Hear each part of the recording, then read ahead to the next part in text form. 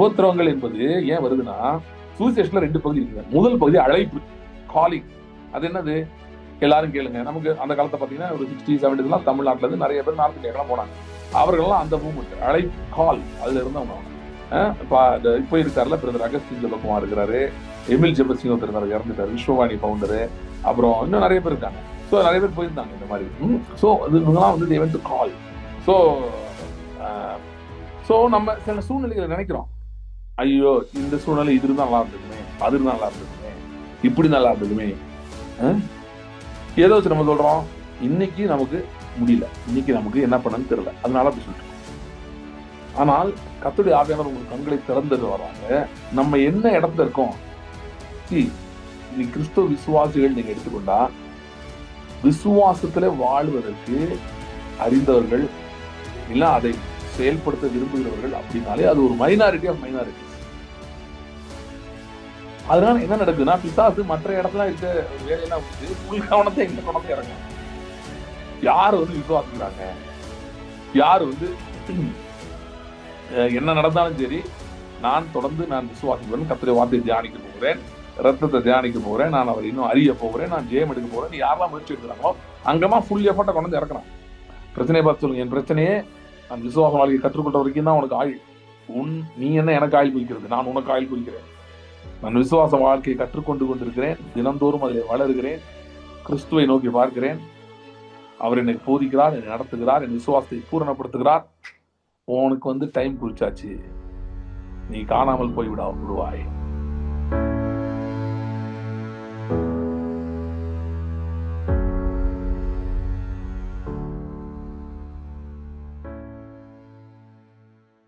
ஸ்தோத்திரம் ஆண்டவரே. Thank you Lord. Thank you Father. Thank you Lord. Hallelujah. Hallelujah. Hallelujah. Thank you Lord. Thank you Lord. Thank you Lord. Thank you Lord. Hallelujah. Hallelujah. Thank you Lord. கர்த்தாவே, இந்த நாளிலும் வார்த்தை கொண்டு எங்களோட பேசும்படியாக நாங்கள் ஜெபிக்கிறோம். Hallelujah.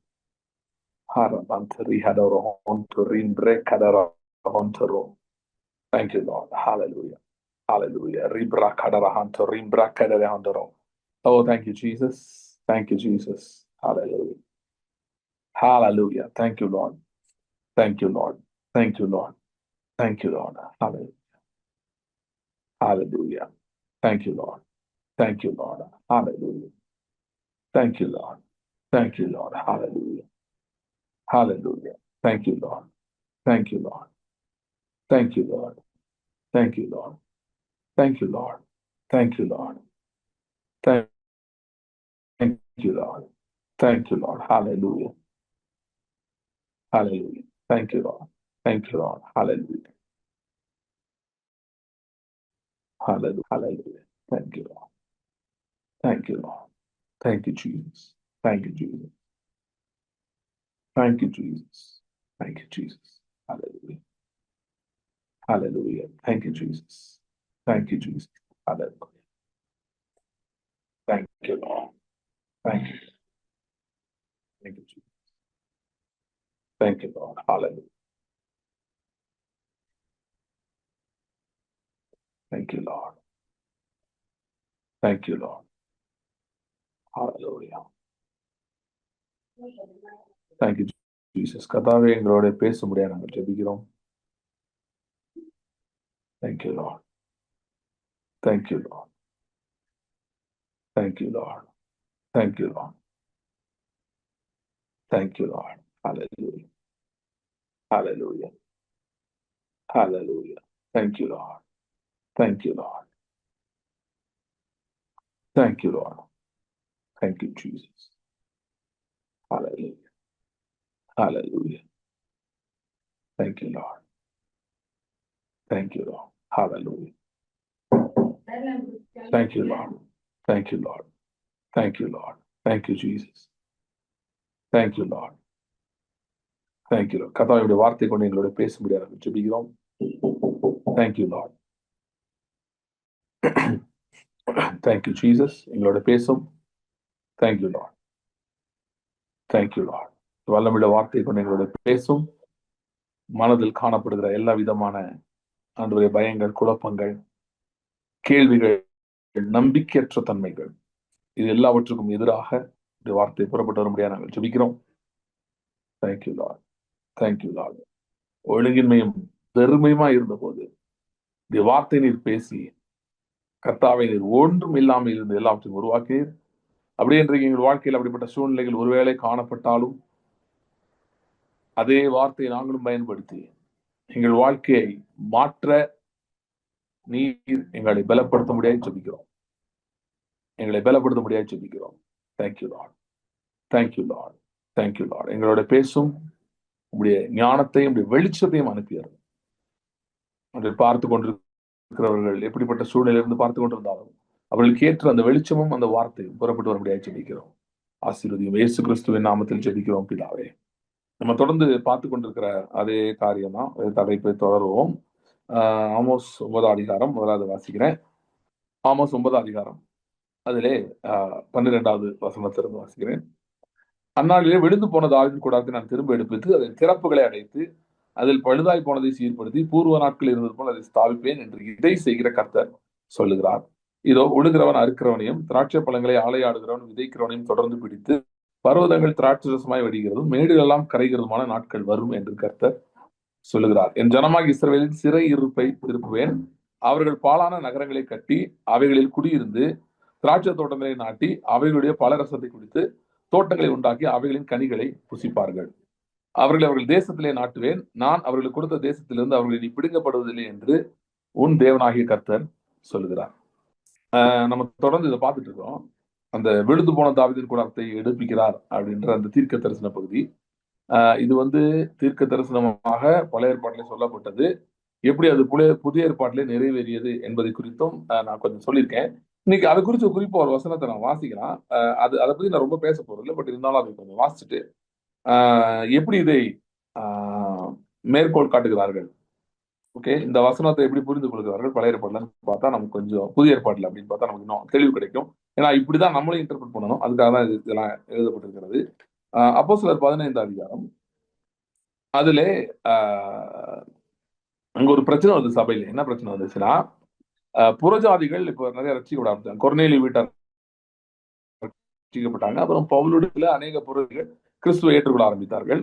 ஆனால் இந்த பரிசேய மார்க்கத்தார், யூத மார்க்கத்தில் இருந்த நிறைய பேர், பரிசேயரா இருந்தவர்கள் கூட ரட்சிக்கப்பட்டார்கள். சில பேர் அவங்க என்ன பண்ண ஆரம்பிச்சாங்கன்னா, இந்த மாதிரி இடங்களுக்கு போய் அவங்களாவே பிரசங்கம் பண்ண ஆரம்பிச்சிட்டாங்க. என்னன்னா, இந்த மாதிரி புறஜாதியாராக வந்தாலும் அவங்க நியாயப்பிரமாணத்தெல்லாம் கடைபிடிக்கணும். நியாயப்பிரமாணம் கடைபிடிக்கணும். இன்னைக்கு வேற அர்த்தத்துல நிறைய பேர் சொல்றாங்க. அது இல்ல, இவங்க லிட்டரலா கடைபிடிக்கிறத சொல்றாங்க. அதாவது அந்த ஆசிரமங்கள், நியமங்கள், பழைய ஏற்பாடுல சொல்லப்படுகிற எல்லா அந்த இன்ஸ்ட்ரக்ஷன்ஸ் எல்லாத்தையும் ஃபாலோ பண்ணணும். அதாவது சடங்குகள்லாம் இருக்கு பார்த்தீங்களா, அதெல்லாம் கூட ஃபாலோ பண்ணணும். அதுக்கப்புறம் விருத்த சேதனம் பண்ணணும். இதெல்லாம் பண்ணலன்னா நீங்க ரட்சிக்கப்பட மாட்டீங்கன்ற மாதிரி கலகப்படுத்தி விட்டார்கள். அப்ப பவுலும் பர்னபாவும் மற்றவர்களும் திரும்ப எருசலேமுக்கு வர்றாங்க. இதை ரிப்போர்ட் பண்றாங்க. இந்த மாதிரி ஆயிடுச்சு ஒரு ப்ராப்ளம், இவங்க எப்படி ரொம்ப குழப்புறாங்க அப்படின்னும் போது அதுக்கு பேதுரு எழுப்பி ஃபர்ஸ்ட் பேசுறாரு. பேசி இது தேவையில்லாத, இதெல்லாம் இப்படி செய்ய முடியாது நம்ம. ஏன்னா இதெல்லாம் ஆண்டவரே மாத்திட்டாரு. நம்ம போய் இப்ப திரும்ப போய் நம்மளாலே சுமக்க முடியாது கொண்டு போய் அவங்க மேலாம் சுமத்திட்டு இருக்குது, கர்த்தருக்கே விரோதமான செயல் அப்படின்லாம் அவர் பேசுறார். பேசிட்டு அதுக்கப்புறம் யாக்கோபு நிருபத்தில் இருந்தவர்கள் அந்த யாக்கோபு அவர் எழுப்பி அவர் சில காரியங்களை பேசுகிறார். அவர் என்ன பேசுகிறார் அப்படின்றது வாசிக்கிறேன். 13ல இருந்து வாசிக்கிறேன். அப்போஸ்தலர் 15 13ல இருந்து வாசிக்கலாம். அவர்கள் பேசி முடித்த பின்பு யாக்கோபு அவர்களை நோக்கி, சகோதரரை எனக்கு செவி கொடுங்கள். தேவன் புறஜாதியில் நின்று தமது நாமத்திற்காக ஒரு ஜனத்தை தெரிந்து கொள்ளும்படி முதல் அவர்களுக்கு கடாட்சி தருவின விதத்தை சிமியோன் விவரித்து சொன்னாரே. அதாவது கொர்நேலியு வீட்டில் நடந்த காரியத்தை பற்றி இவர்கள் பேசுகிறார்கள். அதற்கு தீர்க்கதரிசிகளுடைய வாக்கியங்களும் ஒத்திருக்கிறது. அதாவது புறஜாதிகள் கிறிஸ்துக்குள்ள வரப்போறாங்க அப்படின்றத பேசுகிறார். அதுதான் சொல்றாரு. தீர்க்கதரிசிகள் வாக்கியங்களும் ஒத்திருக்கிறது. எப்படி எனில், மற்ற மனுஷரும் என்னுடைய நாமம் தரிக்கும்படி சகல ஜாதிகளும், சகல ஜாதினா எல்லா ஜனங்களும், எல்லா கோத்திரத்தா, எல்லா பாஷைக்காரர் கர்த்தரை தேடுபிடிக்கும். நான் இதற்கு பின்பு திரும்பி விழுந்து போன தாவீதின் கூடாரத்தை மறுபடியும் எடுப்பித்து அதில் பழுதாய் போனவர்களை மறுபடியும் சீர்படுத்தி அதை செவ்வையாக நிறுத்துவேன் என்று வேலையெல்லாம் செய்கிற கர்த்தர் சொல்லுகிறார் என்று எழுதி இருக்கிறது. சோ இந்த வசனத்தை கோட் பண்றாரு பாத்தீங்களா, ஆமோஸ் 9. எப்படி எது கோட் பண்றாரு? இது புறஜாதிகள் கிறிஸ்துக்குள்ள வரப்போறாங்க. கிறிஸ்துவின் ராஜ்யத்துக்குள்ள வரப்போகிறார்கள். அதை தான் தாவீதின் கூடாரத்தை எடுத்து நிறுத்துறது அப்படின்றத சொல்றாரு.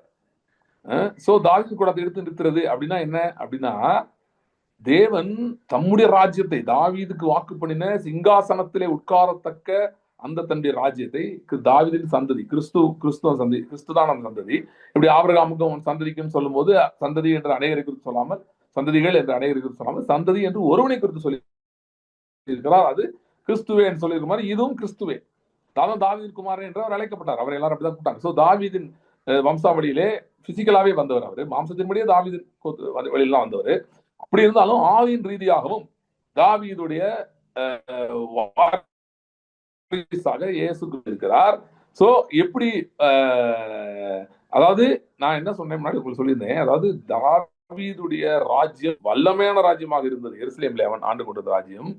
இந்த ராஜ்யம் வெறும் எருசலேம் மட்டும் ஆள்றது, இது முழு உலகத்தையும் ஆளுகிற ராஜ்யம். அந்த தாவீதுடைய சந்ததியார் எருசலேமிலே ஆண்டு கொண்டிருந்தார்கள். எருசலேமை தலைமையகமாக வைத்து இஸ்ரேல் தேசத்தை கொஞ்ச நாள் ஆண்டாங்க. அதுக்கப்புறம் சாலமோன் நாட்களுக்கு முன்பு யூதா பென்யமீன் ஆகிய 2 கோத்திரத்தை மட்டும்தான் ஆண்டு கொண்டிருந்தார்கள். அதுதான் தாவீதுடைய சிங்காசனம். அந்த நாட்கள் இருந்த பிசிக்கல் இது. ஆனா தேவன் அதை பற்றி வாக்கு பண்ணவில்லை. தேவன் வாக்கு இந்த சிங்காசனம் கிறிஸ்துவின் மூலமாய் வரப்போகிற அந்த பெரிய மாபெரும் சிங்காசனத்தை பற்றி பேசியிருந்தார். சோ அதுல புறஜாதிகளும் சேர்றதுதான் இந்த சிங்கா அப்படின்றத விளக்குறாங்க பாருங்க இந்த பகுதியில. இது ஏதோ வெறும் யூதர்களுக்கு மட்டும் கிடையாது. இது புறஜாதிகள் யூதர்கள் எல்லாம் சேர்ந்து கிறிஸ்துக்குள் ஒரே சிருஷ்டி, ஒரே புது மனுஷனாக இவர்கள் எழும்புகிறார்கள். அதுதான் தாவீதின் சிங்காசனம். தாவீதினுடைய விழுந்து போன கூடாரத்தை எடுத்துக்கிறதுனா இந்த ப்ராபசி இப்படிதான் நிறைவேறுது. இயேசு கிறிஸ்துவில் தான் நிறைவேறுகிறது. ஏன்னால் அவர் தான் அந்த ராஜா. அது எப்படி நிறைவேறலாம்? வெறும் யூதர்கள் மட்டும் திரும்ப வந்தாங்க, அவங்க ராஜ்யத்தை பெற்றுக்கொண்டாங்கன்னு வரல. அப்போஸ்தலர் 1 கேள்வி கேட்கறாங்க பாத்தீங்களா? பரிசுத்தாய் வர்றதுக்கு முன்னாடி உங்களுக்கு எல்லாம் தெரியாது. அப்ப கேள்வி கேட்கறாங்க, ஆண்டவரே இக்காலத்துல ராஜ்யத்தை இஸ்ரவேலுக்கு திரும்ப கொடுப்பீர். இப்ப அவர் சொன்னாரு, நீங்க அதை பத்தி நீங்க யோசிக்காதீங்க, பரிசுத்தாய் உங்க இடத்துல வரும்போது நீங்க பலன் அடைவீங்க. அந்த பலன் மட்டும் இல்ல, அதோட சேர்ந்து ஞானம் அறிவு வருகிறது. அந்த ஞானத்தையும் அறிவியும் தான் இங்கே இவர்கள் பேசுகிறார்கள். சில பேர் நினைக்கிறாங்க பவுல் வேற மாதிரி பேசுறாரு, பேதுரு வேற மாதிரி. இல்ல 2 பேரும் ஒரே மாதிரி தான் பேசுறாங்க. பேதுருக்கு முதல்ல தெரியாம இருந்தது. அவருக்கு முதல்ல இந்த மாதிரி புறஜாதிகள் வெற்றி விடுவாங்கன்னா அவருக்கு தெரியாது. ஆனால் கர்த்தர் அந்த கொர்நேலி வீட்டுக்கு கூட்டு போகும்போது காட்டின தரிசனம், அப்புறம் சப்ஸ்கிரிண்டா நடந்த காரியங்கள், அதெல்லாம் பேதுருக்கும் புரிஞ்சிருச்சு. So whole Bible is on the same page. That இந்த தாவீதின் கூடாரத்தை எடுப்பிக்கிறது அப்படின்றது ஒரு பெரிய வல்லமையுள்ள தானியேல் 2 சொல்லப்பட்ட மகா ராஜ்யத்தை பேசுகிறது. அது தேவனுடைய ராஜ்யத்தையே தான் அது பேசுது. கிறிஸ்து ஆளுகிற தேவனுடைய ராஜ்யம் குறிப்பா சொல்லணும்னா அதை பற்றி தான் அது பேசுகிறது. அது மட்டுமல்ல, அதிலே புறஜாதிகளும் சரிசமமாக பங்கு வகிப்பார்கள். யூதர்களுக்கும் தனியால ஒண்ணும் கிடையாது. ஏன்னா பின்னாடி சில நிருபங்கள் முதலாவது யூதர்களும் பின்பு புறஜாதிகள், அதை இன்னைக்கு எடுத்து சில பேர் பேசிட்டு இருக்காங்க. First the zoo. நோ அது என்னன்னா ஃபர்ஸ்ட் அவங்க தான் போனாரு. அவர் தமக்கு சொந்தமானவர்கள் இடத்துல வந்தார், சொந்தமானவர்களும் அவரை ஏற்றுக்கொள்ளவில்லை. அதான் அது சொல்லுது. முதல்ல யூதர்கள் சுவிசேஷம் ஆரம்பிக்கிறத பத்தி இயேசு என்ன சொன்னார்? நீங்கள் பரிசுத்தாவிகள் வரும்போது நீங்கள் பலனடைந்து நீங்கள் எருசலேமிலும் யூதேயாவிலும், அங்கதான் ஆரம்பிச்சது. அதான் சொன்னார். அப்படி அப்புறம் உலகத்தின் கடைசி பரிந்தும் சொல்லிட்டாரு, ஆல் ஓவர் த வேர்ல்டு அப்படின்ட்டாரு. உலகம் முழுவதும் இருக்கிற மனுஷனுக்கு பிரசங்கிக்கப்பட வேண்டியது அப்படின்னு சொல்லிட்டாரு. சோ இந்த தாவீதின் ஆளுகை அப்படின்றது, ஆகவே நான் ஏன் இதெல்லாம் படிக்கிறேன்னா, விழுந்து போன தாவீதின் கூடாரம் அதை எடுப்பிக்கிறது என்பது தேவன் இப்பொழுது செய்த இல்லைன்னா செய்து கொண்டிருக்கிற கிரியைன்னு சொல்லலாம். ஏன் செய்து கொண்டிருக்கிற அப்படின்னு சொல்றேன்னா, தாவீதின் கூடாரத்தை எடுப்பிக்கிறது அப்படின்றது ஆவிக்குரிய மண்டலத்தில் அவர் எஸ்டாப்ளிஷ் பண்ணி முடிச்சிட்டாரு ஏற்கனவே. அந்த ரியாலிட்டி இஸ் எஸ்டாப்ளிஷ்ட். நீங்க எப்படி ஒரு வியாதி ஒரு ரியாலிட்டியோ உங்களுக்கு சொல்லலாம், எனக்கு பலவீனம் ஒரு ரியாலிட்டி, என் கடன் ஒரு ரியாலிட்டி, இந்த குறைவு ஒரு ரியாலிட்டி, அது ஒரு நிஜம்ங்க. ஏதோ நான் கற்பனை உலகத்தை பேசல, இல்லை ஏதோ ஒரு கற்பனையா பயந்துகிட்டு எதையோ பத்தி நான் சொல்ல, எனக்கு உண்மையான ஒரு பிரச்சனையை தான் நான் சொல்றேன். அது ஏன்னா அது நிஜம். சிலர் சொல்லுவாங்க கனவு உலகத்தை வெளியே வா, நிஜ வாழ்க்கையை பாரு. ஆமா, அது மாதிரி நிஜம். எனக்கு நிஜ பிரச்சனை, இது உண்மையான பிரச்சனை. எனக்கு இது ஒரு பெரிய பிரச்சனை எனக்கு இருக்கு, இது என்ன பண்ணுவேன்னு தெரியல சொல்றாங்கல்ல. அது எவ்வளவு நிஜம்ன்றது எவ்வளவு உண்மையோ அது ஈக்குவலா இன்னொரு நிஜம் இருக்கு. அதுதான் தாவீதின் சிங்காசனம். அந்த சிங்காசனத்தை வீற்றிருக்கிற கிறிஸ்து. இது ஏற்கனவே ஒரு நிஜமாக, ஒரு ரியாலிட்டியாக எஸ்டாப்ளிஷ் பண்ணப்பட்டிருக்கிறது, ஸ்தாபிக்கப்பட்டிருக்கிறது. வெளிப்படுத்தல் 1 அதிகாரம் அதை பார்க்க முடியும். அந்த அதிகாரம் பேசுகிறது. இப்ப தாவீதின் சிங்காசனம், தாவீதின் கூடாரம், இதை பத்தி எல்லாம் நம்ம பேசும்போது கண்டிப்பாக வெளிப்படுத்தல் இருக்கவே முடியாது. அதுக்கு போய் தான் ஆகணும். ஏன்னா அதுதான் தாவீதின் குமாரனுடைய ராஜ்யத்தை பற்றி பேசுகிறது. இயேசு கிறிஸ்துவின் வெளிப்பாடு என்ன வெளிப்பாடு? அந்த தாவீதின் ராஜ்யம், விழுந்து போன தாவீதின் கூடாரம் எப்படி எடுப்பிக்கப்பட்டது, அது எப்படி செயல்படுகிறது, அது எப்படி ஆளுகை செய்கிறது என்பதை தான் வெளிப்படுத்தல் விசேஷம் பேசுகிறது. நிறைய பேர் நினைச்சிட்டு இருக்க மாதிரி ஏதோ வரப்போற அந்தி கிறிஸ்து பத்தி பேசுது, உபத்திரவ காலத்தை பத்தி பேசுது. உபத்திரவ காலத்தை நீங்க இருப்பீங்களா? நாங்க இருக்க மாட்டோம். அதை பத்தி இருக்கு, நீங்க படிக்கிறப்போ நீங்க எங்க இருப்பீங்க? நாங்க பரலோகத்துல இருப்போம். அப்படியே படிக்கிறீங்க. அதனாலதான் படிக்கிறது இல்லை. அதனால அதை பத்தி யாருமே படிக்கிறது. பிசாசுக்கு ரொம்ப கன்வீனியன்டா போச்சு. இந்த புக்கை மறைச்சிட்டா நிறைய கேள்விக்கு பதிலே கிடையாது. ஃபார் எக்ஸாம்பிள், ரத்த சாட்சியா இன்னைக்கு ஒருத்தவங்க மறிக்கணுமா? மறிக்கணுமா அப்படின்னு கேட்டா மறிக்கிறாங்களான்னா மறிக்கிறாங்க. ஆனா மறிக்கணுமா அப்படின்னு ஒரு கேள்வி கேட்டா, ஒருத்தர் என்ன சொன்னாரு, நீங்க போய் நார்த் இந்தியாவில் பிரசவம் பண்ணி பாருங்க, அப்போ உங்களுக்கு தெரியும். இப்பெல்லாம் கேள்வி கேட்க மாட்டேங்கிறாரு. நான் சொன்னீங்க முதல்ல பைபிளை படிங்க. நார்த் இந்தியாவில் பிரசவம் பண்றது பண்ணலாம். நான் பிரசவம்லாம் பண்ணியிருக்கேன். நார்த் இந்தியாலாம் போயிருக்கேன். நான் லக்னோக்கெல்லாம் போயிருக்கேன். உத்தரப்பிரதேசம் போயிருக்கேன். பீகார்ல மலை ஏறி போயிட்டு வந்திருக்கேன். 15 நாள் வாக்கிங் தான் போக முடியும். ஜேம்ஸோட அவங்களோட ட்ரிப்ல போய் அங்கெல்லாம் ஊழியெல்லாம் செஞ்சிருக்கான்.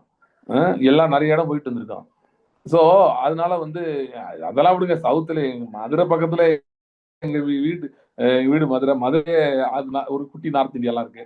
அங்கேயே வந்து இங்க வந்தீங்கன்னா அருவாள் எடுத்து வெட்டுவோம்லாம் சொல்லுவாங்க. அதெல்லாம் அங்கேயே இருக்கு, அங்கே இருக்கு, இங்கேயும் இருக்கு. சோ அதனால இதெல்லாம் இதை வச்சுதான் பைபிளை கண்டுபிடிக்கிறதா? அதான் சொல்றேன். ரத்த சாட்சியா மறிக்கிறாங்க. ஆமா, நான் இல்லைன்னு சொல்லல. அதை கர்த்தர் கனம் பண்றாரு. அவர் அதாவது அவருடைய பரிசுத்தவானுடைய மரணம் அவருக்கு ரொம்ப ரொம்ப காஸ்ட்லி, ரொம்ப செலவு இருக்கு. ஏன்னா ஒருத்தனுக்கு வச்சு எல்லாத்தையும் இன்வெஸ்ட் பண்ணி அவனுக்கு எல்லாம் சொல்லி கொடுத்து அவன் ரட்சிப்புல கொண்டு வந்த பிறகு அவன் செத்து போயிட்டானா என்ன பிரயோஜனம் இருக்கு? அவன் லைஃப் வீணாகுது. ஆண்டவர் அப்படிதான் கனெக்ட் பண்றாரு. ஆண்டவர் வந்து இங்க சில இந்த இருக்க கட்சிக்காரங்க மாதிரி நினைக்கிறது இல்ல. இல்ல இந்த இந்த இஸ்ரேல் கவர்மெண்ட்லாம் நினைக்குது பாத்தீங்களா, நம்ம 100 பேர் செத்தாலும் பரவாயில்ல ராஜ்யத்தை எஸ்டாப்ளிஷ் பண்ணணும். முன்னாடி பிரபாகர் ஒருத்தர் இருந்தார் எல்டிடி, அவரும் அப்படிதான். நம்ம ஆட்கள் 1000 பேர் செத்தாலும் நம்ம ராஜ்யத்தை எஸ்டாப்ளிஷ் பண்ணணும் அப்படின்னு நினைப்பாரு. அவர் சாக மாட்டாரு, மற்றவங்கள கொண்டு பேசிட்டுப்பாரு. அவங்க ஆட்களை போட்டு திட்டு. ஏன்னா அப்படி கிறிஸ்து கிடையாது. எங்க ஆட்கள் பல பேர் ரத்த சாட்சியா மறிச்சாலும் பரவாயில்ல. He cares for individuals. அவர் தனிப்பட்ட நபர்களின் தேவன். ஒரு ஆடு தேடி போனவர் அவரு. இப்ப சில பேர் பிரசவம் பண்ற மாதிரி இவர் ரத்த சாட்சியை மறைச்சா இவருக்கு மேல் 100 பேர் வருவாங்க. அது நடந்துக்கலாம், அப்படி 100 பேர் வரலாம். ஆனா அந்த ஒரு மனுஷனுடைய சாவையும் குறித்து கர்த்தர் வருத்தப்படுகிறவர், அதை விரும்புகிறவர் அல்ல. அவருக்கு என்னவோ இவ்வளவு ரத்தம் சிந்தினாதான் ஏதோ அவர் ரத்தம் சிந்தினது பத்தாத மாதிரி இன்னும் ரத்தம் சிந்திட்டே இருந்தாதான் முடியும். ரத்த சாட்சிகள் கொஞ்சம் நடக்கும்னு ஆண்டவர் சொன்னார், முதவே சொன்னார். சரியா? யாக்கோபத்துக்கு சிரச்சேதம் பண்ணாங்க, கொண்டுட்டான். அப்ப யாரும் ஜெபம் பண்ண மாதிரி பைபிள போடல. ஆனா பேதுருவுக்கு ஜெயில போட்டு எல்லாம் என்ன சொல்லிருக்கணும்? ஓ, கிறிஸ்து சொன்னது நிறைவேறுது. எப்ப சார் பேதுருவை கொள்றீங்க அப்படின்னு கேட்டிருக்கணும்ல. அப்படி கேட்கல. எல்லாரும் சேர்ந்து ஜெபம் பண்ணாங்க. ஏன் ஜெபம் பண்ணாங்க? என்ன சொல்லி ஜெபம் பண்ணாங்க? படிச்சு பாருங்க. சங்கீதத்தையும் தாவீதையும் கோட் பண்ணி தான் ஜெபம் பண்றாங்க.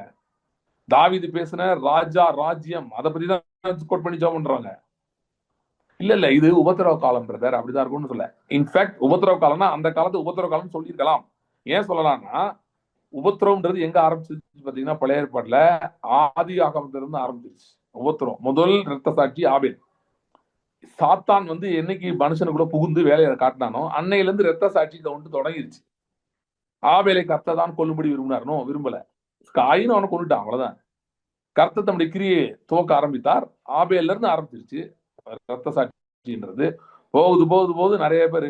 யோவாஸ் ராஜா ஒருத்தர் தான், அவங்க சகரியா தீர்க்கதரிசியுடைய தகப்பன சகரியா ஒரு தீர்க்கதரிசி தான். அவங்க அப்பா தான் இவனை ராஜாவாக்கினதே, கொல்லாம காப்பாத்தினதே அந்த யோய்தான்ற ஆசாரியன் தான். அவனுடைய பையன் தான் சகரியா. அந்த எந்த எந்த ஆசாரியன் தனக்கு உதவி செய்தாரோ அவருடைய மகனான தீர்க்கதரிசி தனக்கு குறித்து சில கேள்வி கேட்டதுனால, நீ ஏன் கர்த்தரை விட்டு விக்கிரகங்களை வழிபட்டன்னு கேட்டது கோவத்துல இந்த ராஜா ஈகோ ஹர்ட் ஆகி அந்த ராஜா கல்லெறிஞ்சு சகரியாவை கொல்லும்படி சொன்னான். இப்படிப்பட்ட பல ரத்த சாட்சிகள். இது ஏன் இதை பர்டிகுலரா கோட் பண்றாரு? இயேசு கிறிஸ்து மென்ஷன் பண்றாரு. பலிபீடத்துக்கு எதிரே கொல்லப்பட்ட சகரியா அப்படின்னு சொல்றாரு. சோ அவன் சொன்னா, அது சாகும்போது கல்லெறிஞ்சு கொள்ளும்போது அவன் சொன்னான், கர்த்தரதை பார்ப்பார் கர்த்தரதை கேட்பார்னு சொல்லிட்டு போனான். கேட்டார், அவர் மாட்டார். அவர் சொன்னார் யூதர்களை பார்த்து, உங்க பிதாக்கள் கொலை செய்திருக்கிறார்கள் அப்படின்னு சொன்னார். சோ இந்த ரத்த சாட்சி கவுண்ட் என்னைக்கோ ஆரம்பிச்சிருச்சு. நிறைய பேர் நினைச்சிருக்க மாதிரி இப்பதான் அது இருந்து போயிட்டு இருக்கு கவுண்ட். ஆனா வெளிப்படுத்த விஷயம் என்ன சொல்லுதுன்னா, தாவீதுடைய வாரிசு, தாவீதுடைய வேர் சிங்காசனத்துல ஏறி உட்காந்து கொஞ்ச நாள்ல இந்த கவுண்ட்டுக்கு ஒரு முடிவு கொடுக்கப்பட்டிருக்கிறது. சரியா? தொகை நிறைவாகும் அளவு ஒரு தொகை இருக்கு, அது நிறைவாக போகுது, அவ்வளவுதான். தேவனுக்கு அளவு பண்ண கணக்குனே நீங்க எடுத்தா கூட அதுவே வெளிப்படுத்தும் விசேஷத்திலேயே முடிஞ்சு விட்டது. முதல் நூற்றாண்டிலேயே அது இதெல்லாம் ஓவர், இது இன்னைக்கு நடக்கணும்னு அவசியம் இல்லை அப்படின்றத வேதம் தெளிவுபடுத்துகிறது. அப்படியே இவங்க இறந்து போறாங்க. ஏன் இறந்து போறாங்கன்னா, ஒரு காரணம், நிறைய காரணங்கள் இருக்கலாம். நான் ஒரு காரணம் சொல்றேன். இன்னைக்கு ராஜ்யத்தின் சுவிசேஷம் என்று பிரசங்கிக்கப்படுகிறது இல்லை, வெறும் சுவிசேஷம் பிரசங்கிக்கப்பட்டு கொண்டிருக்கிறது. அப்படிதான். சுவிசேஷம் நீ எத்தனை பேர் கேட்டிருக்கீங்க? சுவிசேஷம் சொன்னீங்கன்னா கேட்பாங்க நிறைய பேர். அதுக்கு முன்னாடி ஒரு வார்த்தை இருக்குன்னே தெரியாது. சுவிசேஷம்னா என்னன்னே தெரியாது. என்ன சுவிசேஷம்னா என்ன? நற்காரியங்களை சுவிசேஷமாய் அறிவித்து சமாதானத்தை பிரசித்தப்படுத்தி, ஏசாயா 52, நற்காரியங்களை சுவிசேஷமாய் அறிவித்து உன் தேவன் ராஜரீகம் பண்ணுகிறார் என்று சியோனுக்கு சொல்லுகிற சுவிசேஷனுடைய பாதங்கள் மலைகளின் மேல் எவ்வளவு அழகானவைகள். சுவிசேஷம்னாலே தேவன் ராஜரீகம் பண்றாருன்றதான் அதனாலதான் அதுக்கு பேர் ராஜ்யத்தின் சுவிசேஷம். இயேசு கிறிஸ்து அதனாலதான் அப்படி யூஸ் பண்ணிட்டு இருந்தார். இந்த வருஷம் தான் கோட் பண்ணி பேசிட்டு இருந்தார், ராஜ்யத்தின் இந்த சுவிசேஷம், ராஜ்யத்தின் இந்த சுவிசேஷம் சொல்லிட்டே இருந்தார். சோ அதுவே தெரியாம இப்ப என்ன நினைச்சிட்டு இருக்காங்க, இதுதான் உபத்திரவ காலம் நினைக்கிறாங்க. இப்பதான் உபத்திரவ காலம், இல்லை இனி வரப்போகுதுன்னு நினைச்சிட்டு இருக்காங்க. நல்லா கேட்டுக்கோங்க, விசுவாச வாழ்க்கையை வாழ தெரியாட்டி உபத்திரவ காலம் எப்பயுமே வரும், அது மாறவே மாறாது. சரியா? அதனாலதான் விசுவாசத்தை கற்றுக்கொள்வது மிக மிக முக்கியம். விசுவாச வாழ்க்கை வாழ்வது மிக மிக முக்கியம். ஓகே, இது போன வாரம் பேசுறது ஆக்சுவலா நான் அதான் தொடர போறேன். ஒரு இன்ட்ரடக்ஷன் மாதிரி இது கொடுத்துட்டு இருக்கேன், நான் அதுக்கு போறேன். ஏன்னா அந்த இதை நான் இன்னும் முடிக்கல. போன வாரம் ஸ்டார்ட் பண்ணது மகா பரிசுத்த விசுவாசம், மோஸ்ட் ஹோலி ஃபெய்த், அது இன்னும் கொஞ்சம் பேச போறேன். சோ அது இதுக்குதான் இவ்வளவு தூரம் வந்தேன். ஸோ விசுவாச ராஜ்யம் இருக்கிறது, நல்லா கவனிங்க. கிறிஸ்துவின் ராஜ்யம், தாவீதுடைய குமாரனாகிய இயேசு கிறிஸ்துவனுடைய ராஜ்யம் வானங்களில் ஆவிக்குரிய மண்டலங்களில் எஸ்டாப்ளிஷ் பண்ணப்பட்டிருக்கிறது, ஸ்தாபிக்கப்பட்டு இருக்கிறது. நல்லா கவனிங்க, இந்த ராஜ்யத்துக்குள்ள நுழைவதே விசுவாசத்தினால மட்டுமே, வேற வழியே கிடையாது. அடுத்து இந்த ராஜ்யத்தில் எப்படி வாழ்வது, இந்த ராஜ்யத்தின் நன்மைகள் எப்படி அனுபவிப்பது என்றால் அதுவும் விசுவாசத்தினால் மாத்திரமே, வேற வழியே கிடையாது. ஓகே, அப்ப நம்ம இன்னைக்கு எதை போக்கஸ் பண்ணணும்னா, நான் அந்த யூதா வசனம் திரும்ப போறேன் பாருங்க, அதை வச்சு உங்களுக்கு சொல்றேன். யூதா அந்த ஒரே அதிகாரம், அதுல படிச்ச அந்த பகுதியை திரும்ப வாசிக்கிறேன். நான் சொன்ன மாதிரி 19 வசனம் வரைக்கும் ஏறக்குறைய அவர் இந்த கள்ள விசுவாசிகள், இல்ல ஏமாத்துற விசுவாசிகள், பொய் சொல்லுகிற விசுவாசிகள், பொய் சொன்னா பொய் சொல்ற விசுவாசி கிடையாது, விசுவாசின்றதே பொய். அது சும்மா அவங்க கூட்டத்தை பார்த்து வந்து சேர்ந்திருக்காங்க, ஏதோ 2 நன்மைகள் கிடைக்கணும் வந்து சேர்ந்திருக்காங்க. நாளடைவில் அவங்க கொஞ்சம் தங்களுடைய மூளை அறிவு இதெல்லாம் பயன்படுத்தி சபையை ஆதிக்கம் செலுத்த ஆரம்பித்தாங்க. இதெல்லாம் தீர்க்க தரிசனமா சொல்லியிருக்கலாம், நடந்து கொண்டே இருந்தது, பல தலைமுறைகளில் நடந்தது. மார்ட்டின் லூதர் புரட்சி செய்யறதுக்கு முன்பாக பல பேரை வேதத்தை மொழிபெயர்த்ததுக்காக எரித்து கொண்டிருக்கிறார்கள். கொன்னது யாருன்னா சபை, அந்த காலத்து சபை. சரி, மார்ட்டின் லூதர் அதுக்காக போராடி ஃபைட் பண்ணி அதை வந்து மாத்தி சிஸ்டமை சரி பண்ணி பெரிய புரட்சி ஏற்படுத்தினார். சரி, அதுக்கப்புறம் சரியா இருக்கும் நம்ம நம்புவோம், கிடையாது. ஜான் வெஸ்லி காலத்துல இங்கிலாந்துல ஜான் வெஸ்லி வந்து அவர் எழுப்புதல் பிரசங்கராக இருந்தார். ஏன்னா கிறிஸ்தவம் வந்து அங்க வந்து ரொம்ப பாப்புலர் ஆயிடுச்சு. ப்ராட்டஸ்டன்ட் மார்க்கம் வந்து இங்கிலாந்துல ரொம்ப பவர்ஃபுல், சர்ச் ஆஃப் இங்கிலாந்து ரொம்ப பவர்ஃபுல். ராஜாவே அவங்க தான் நியமிப்பாங்க, அந்த அளவு பவர்ஃபுல்லா இருந்தாங்க. ராஜாவும் இவங்களும் சேர்ந்துக்கிட்டாங்க, சேர்ந்து சர்ச்சும் சேர்ந்துக்கிட்டு அட்ராசிட்டிஸ் பண்ணிட்டு இருந்தாங்க. அந்த நாட்கள்லாம் ஜான் வெஸ்லி வந்து பாவ வாழ்க்கையை வந்து பரிசுத்தமாக ஆக்கி விட்டார்கள். ஆக்கி ஜனங்கள் பயபக்தி இல்லாமல் வாழ்ந்துட்டு இருந்தப்ப இல்ல கர்த்தருக்காக பிரித்தெடுக்கப்படணும்னு சொல்லி முயற்சி எடுத்தவர் தான் ஜான் வெஸ்லி. அதுக்கு ஜான் வெஸ்லிக்கு கிடைத்த பரிசு என்னன்னா, சபை கதவை பூட்டி விட்டது. இவர் ஹெரிட்டிக்னு சொல்லி, இவர் வந்து பிரசங்கம் பண்ண தகுதி இல்லாதவர், இவர் பிரசங்கம் பண்ணக்கூடாது அப்படின்னு சொல்லி கதவை பூட்டி விட்டது, சர்ச் ஆஃப் இங்கிலாந்து பூட்டி விட்டது. ஏன்னா நம்ம எல்லாரும் ஏதோ ரோமன் கேத்தலிக் சர்ச் மட்டும் தான் தப்பு பண்ணிச்சுன்னு நினைச்சிருக்காங்க. இல்ல, இது சர்ச் ஆஃப் இங்கிலாண்டும் பண்ணுச்சு, பூட்டி விட்டார்கள். அவருக்கு பிரசங்கம் பண்ண இடமே கிடைக்காம அவங்க அப்பா கல்லறையில ஏறி நின்று பிரசங்கம் பண்ணார். ஆனா என்ன இன்ட்ரெஸ்டிங்னா, அங்கேயே கிரௌட் வந்துச்சு, கல்லறையில கூட்டம், எழுப்புவது கூட்டம் இருந்தார் ஜான் வெஸ்லி. சோ இந்த நீங்க இந்த 1ல இருந்து வரைக்கும் படிச்சீங்கன்னா இந்த மாதிரியான கிரௌட் வந்து அவ்வப்போது இருந்து கொண்டே இருக்கிறது சபையில. சரியா? சோ இந்த நிருபம் எழுதப்பட்டது வந்து குறிப்பா அன்றைக்கு இருந்தவங்களுக்கும் சரி பின்னாடி வர்றவங்களுக்கும் சேர்த்துதான் எழுதப்பட்டிருக்கிறது. எப்படி மோசமாக ஜனங்கள் இருப்பார்கள், சபைக்குள்ளே எவ்வளவு மோசமான வெளியே எப்படி பார்த்துக்கோங்க. சோ இந்த மாதிரிலாம் இருப்பாங்க அப்படின்றதான் விளக்குகிறது பகுதி. விளக்கிட்டு கடைசியில வர இருப்பாங்க. சப்போசிட்லி இதை ஒருவேளை கடைசி காலத்துக்கு எழுதினாருன்னே வச்சுப்போம், நிறைய பேர் அப்படிதான் சொல்றாங்க, அப்படி வச்சுப்போம். அவ கடைசி காலத்துல நீங்க என்ன பண்ணுன்றதுக்கு என்ன சொல்லியிருக்காருன்னா, 20 தான் நம்ம படிக்கிறோம், நமக்கு எழுதியிருக்காரு. உண்மையான விசுவாசிகள் கர்த்தரை உண்மையிலே தேடுகிறவர்கள் நாடுகிறவர்களுக்கு என்ன எழுதியிருக்காரு அப்படின்னா, நீங்களோ பிரியமானவர்களே டிவி திறந்து பாருங்கள், எப்பொழுது குண்டு போடுகிறார்கள் என்று பாருங்கள், உலக யுத்தம் தொடங்கிருச்சான்னு பாருங்க, ஹார்மஸ் திறந்துருச்சான்னு பாருங்க. ஏன்னா இதெல்லாம் நடக்கிறத வச்சுதான் நான் வர்றேன்னா என்ன நீங்க கண்டுபிடிக்கணும் அப்படின்னு சொல்றேன். நீங்க எல்லாம் பிளட் மூன் வந்துருச்சா வானத்துல பாருங்க, ரெட்டா இருக்கா அதுதான், முத்திரை வந்துருச்சா பாருங்க, இப்படிலாம் சொல்லல. எதை செய்ய இயேசு கிறிஸ்து அடையாளங்கள்னு சொன்னப்ப கூட இதெல்லாம் கவனிங்கன்னு சொல்லவே இல்லை. அவரு இதெல்லாம் நடக்கும்னு சொன்னாரு, இதை பார்த்துட்டே இருங்கன்னு சொல்லவே இல்லை. இப்ப ஃபுல்லா இதெல்லாம் போக்கஸ் இருக்கு, மூன் வந்துருச்சு, அது வந்துருச்சு, இது வந்துருச்சு. இதுல என்னன்னா, அமெரிக்கால பாத்தீங்கன்னா அவங்க வந்து ஒரு கிறிஸ்தவ நாடாவது ரொம்ப நாள் இருந்திருக்கு, இப்பயும் அப்படிதான் இருக்குது, அந்த பேரெல்லாம் போகுது. ஸோ இப்போ சில ரெஸ்ட்ரிக்ஷன்ஸ் வந்து அங்கங்க போடுவான், கோர்ட் சொல்லுது ஏதோ வருது, பப்ளிக்ல ப்ரேயர் பண்ணக்கூடாது, உடனே உபத்திரவ காலம் வந்துருச்சுன்றாங்க. ஏங்க உபத்திரவ காலம் பல இடத்துல பல விதமா போயிட்டு இருக்குங்க. ஏற்கனவே நார்த் இந்தியாலாம் போனா என்ன சொல்லுவாங்க, உபத்திரவ காலத்துல பல வருஷமா பல இடங்கள்ல போயிட்டு தான் இருக்கு. ம் அங்கே இன்னொரு சொல்லி பாருங்க, உபத்திரவங்கள்லாம் ஏன் வருது, உபத்திரவ காலம் ஏன் வருது, அது எப்படி ஏன்னா அது எப்படி ஹேண்டில் பண்ணும் அதுக்காக சொல்றேன். உபத்திரவங்கள் என்பது ஏன் வருதுன்னா, சுவிசேஷன்ல 2 பகுதி இருக்குங்க. முதல் பகுதி அழைப்பு, காலிங். அது என்னது, சுவிசேஷம் பிரகடனப்படுத்தப்படுகிறது. எல்லாரும் கேளுங்க, நமக்கு அந்த காலத்தை பார்த்தீங்கன்னா ஒரு 60 70 தமிழ்நாட்டில இருந்து நிறைய பேர் நார்த் இந்தியாக்கெல்லாம் போனாங்க. அவர்கள்லாம் அந்த மூவ்மெண்ட், அழைப்பு, கால், அதுல இருந்தவங்க அவங்க. இப்போ இருக்காருல பிரதர் அகஸ்டின் ஜெபக்குமார் இருக்கிறாரு, எமில் ஜெபசிங் ஒருத்தர் இருந்தாரு, இறந்துட்டார், விஸ்வவாணி பவுண்டரு, அப்புறம் இன்னும் நிறைய பேர் இருக்காங்க. ஸோ நிறைய பேர் போயிருந்தாங்க இந்த மாதிரி. ஸோ இவங்கலாம் வந்து தேவன் டு கால். ஸோ போய் நிறைய பேர் அநேக இடங்கள்ல. ஸோ இந்த இந்த ஊழியர் வந்து அழைப்பு, சுவிசேஷனுடைய முதல் பகுதி அழைப்பு. 2வது பகுதி என்னன்னா ஆளுகை. ஏன்னா இது ராஜ்யத்தின் சுவிசேஷம். இது என்னமோ ஒன்று சுவிசேஷம் கிடையாது, இது பிச்சைக்கார சுவிசேஷம் கிடையாது, இது அடிமைத்தனத்தின் சுவிசேஷம் கிடையாது, இது ஆளுகையின் ராஜ்யத்தின் சுவிசேஷம். அதனால ஆளுகை என்பது அதோட டிஎன்ஏலயே இருக்கு. இப்ப ஆளுகைன்னு வருது பாத்தீங்களா, அப்பதான் உபத்திரவம் ஆரம்பிக்கும். ஏன் ஆரம்பிக்குதுன்னா, தேவ ராஜ்யம் ஒரு இடத்துல ஆளுகை செய்ய போகுதுன்னா யாரோ ஆளுகை இல்லையா, ஏதோ ஒரு ஆளுகை கீழே போகுது. நான் வந்து பேர் சொல்ல விரும்பல, நமக்கு தெரிஞ்ச பாஸ்டர் தான் அவர்கிட்ட பேசிட்டு இருந்தேன். அவருடைய பகுதியில வந்து சில இயக்கங்கள் வந்து ரொம்ப தீவிரமா வேலை பார்க்கறாங்க. ஏன் வேலை பார்க்கறாங்கன்னா, கன்னியாகுமரி டிஸ்ட்ரிக்ட்ல வந்து கிறிஸ்தவர்கள் அங்க இருக்கவங்க வந்து அதிகமா சரியா, சோ அதனால வந்து பயப்படுறாங்களாம். இந்த பாஸ்டர் இருக்கவர்களையும் வந்துடும் பயப்படுறாங்களாம். அதனால வந்து இப்பவே கொஞ்சம் நெக்க டெக்கா போகுதான், கவுண்ட் கூடிரும் அப்படின்னு பயப்படுறாங்களாம். அவங்களுக்கு கூடுனா என்ன, கூடுனாலே பிரச்சனை கிடையாது, கூடுறது.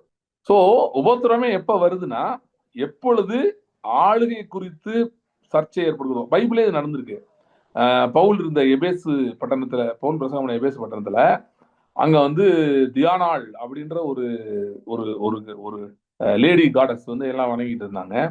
பவுல் பிரசங்கத்துல அனைவரும் ரட்சிக்கப்படுறதுனால இப்ப என்ன பிரச்சனைனா, ஒரு பிசினஸ் ப்ராப்ளம் வருது. என்ன, சிலை நல்லா வித்துட்டு இருக்கு, இப்ப சிலை விற்கல. ஏன்னா ரட்சிக்கப்படுறவன் அவன் வாங்குறது இல்லையா, இப்ப அது குறையுதுல கிரௌடு. அதை வச்சுதான் அங்க ஒரு பெரிய மறியல் போராட்டம் நடந்துச்சு, பெரிய போராட்டம். எங்க கலாச்சாரத்தை அழிக்கிறார்கள், எங்களுடைய இதை அழிக்கிறாங்க, அதை அழிக்கிறாங்க அப்படின்னு. சோ பொருளாதார இல்லைன்னா இந்த மாதிரி அரசியல் ரீதியாக தான் பிரச்சனை வருகிறது. ஆனா இந்த சுவிசேஷமே எப்படின்னா அப்படிப்பட்ட பிரச்சனையை உண்டாக்கும் ஒரு பாயிண்ட்ல. ஏன்னா இதுவும் ஆளுகையை நாடுகிறது, ஆளுகையை நோக்கியதுதான் சுவிசேஷமே. ஏன்னா இது ராஜாவின் சுவிசேஷம், அந்த திசையில தான் போகும், வேற திசை கிடையாது இதுக்கு. சோ அப்படி போறதுனாலதான் பிரச்சனை வருகிறது. இப்ப வந்து ஃபர்ஸ்ட் ஸ்டேஜ் வந்து call of the gospel. Second எங்க போகுதுன்னா conflict because of the gospel, சுவிசேஷ நிமித்தம் வருகிற பிரச்சனைகள். அப்படி ஒரு ஸ்டேஜ் வரதான் செய்யும். இன்னும் நிறைய பேர் உபத்திரவ காலம் வந்துருச்சு, அது வந்துருச்சு, இது வந்து சொல்றாங்க. இல்ல அடுத்து கான்ஃபிளிக்ட் வருது பாத்தீங்களா. அதுக்கப்புறம் 3வது ஸ்டேஜ் என்னன்னு பாத்தீங்கன்னா தி டொமினியன் ஆஃப் த காஸ்பல், சுவிசேஷத்தின் ஆளுகை 3வது இடத்துல அடுத்த ஸ்டேஜா வருது. சோ இப்ப இந்த இது வந்து நான் ஒரு ஜென்ரலா ஒரு இதை சொல்லிட்டு இருக்கேன்.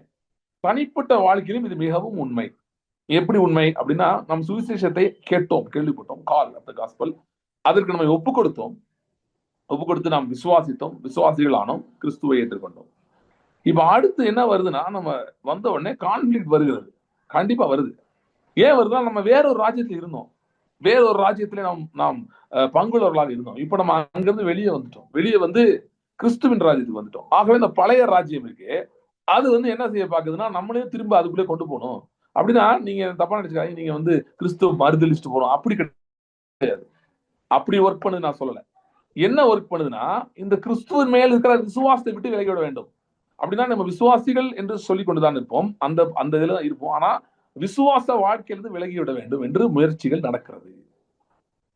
There are all efforts from the demonic realm to make us quit the life of faith.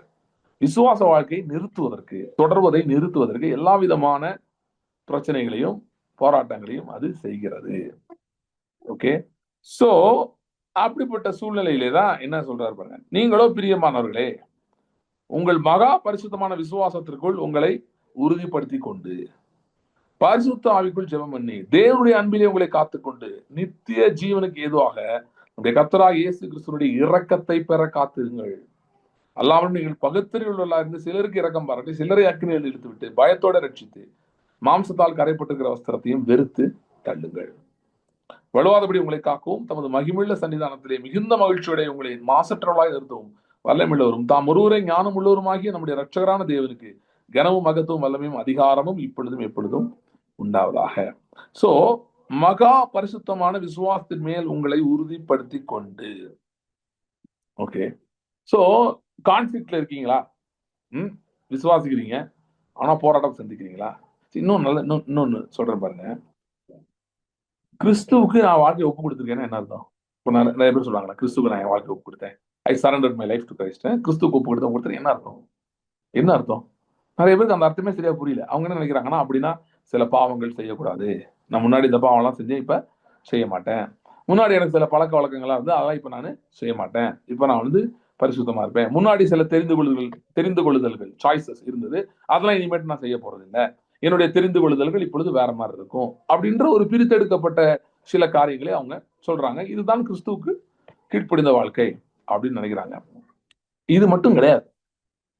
இது வந்து ஒரு 10% நீங்க சொல்லலாம். இதெல்லாம் இருக்கு, ஆமா, பிரித்தெடுக்கப்பட்டது வேறு பிரிக்கப்பட்டதெல்லாம் இருக்கு. இது ஒரு 10% நீங்க சொல்லலாம்.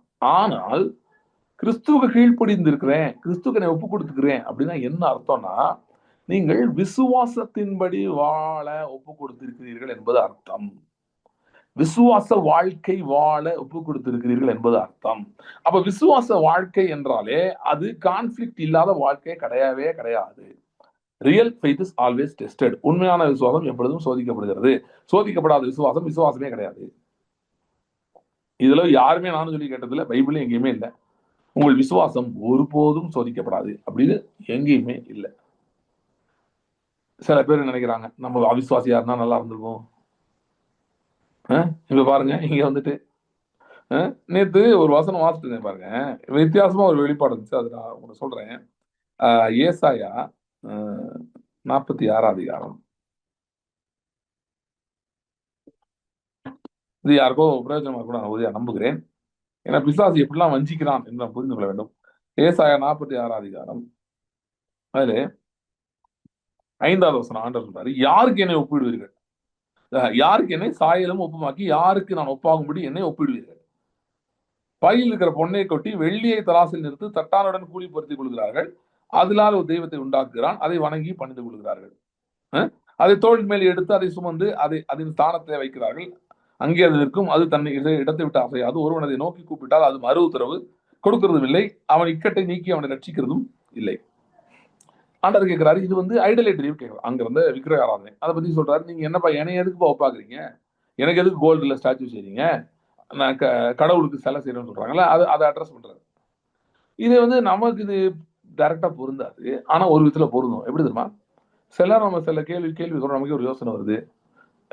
இப்ப மட்டும் ஒரு பொருளாதார நெருக்கடி இருக்கீங்கன்னு வச்சுக்கோங்க, இப்ப மட்டும் நம்ம கையில இவ்வளவு பணம் இருந்தா இப்படி இருப்போமா, இந்த சூழ்நிலையில இவ்வளவு பணம் இருந்தா இப்படி இருப்போமா? ஒரு ஃபார் எக்ஸாம்பிள் 50,000 தேவைப்படுதுன்னு நீங்க இதே இது வந்து சரி நான் மட்டும் அம்பானி மகனா இருந்தா எப்படி இருந்திருக்கும், 50,000 ஒரு பிரச்சனையா இருந்திருக்குமா? அப்படியே டக்குன்னு நம்ம போய் என்ன பண்ணுவோம், காசு போய் சும்மாவே போய் எடுத்து போகலாம், ஈஸியா முடிச்சிடலாம் வேலையை. நம்ம மட்டும் அப்படி இருந்தா, நம்ம மட்டும் இப்படி இருந்தா, நம்மகிட்ட இது இருந்தா, நம்மகிட்ட அது இருந்தா. இது இப்படி யோசிக்கும் போது இதுல இந்த யோசனையில என்ன இருக்கு, இது பிசாசு வர யோசனை. நீங்க யோசிக்கலன்னு நினைக்கிறீங்க, நீங்க இல்ல, பிசாசு உங்களுக்கு இந்த எண்ணத்தை போடுறான்.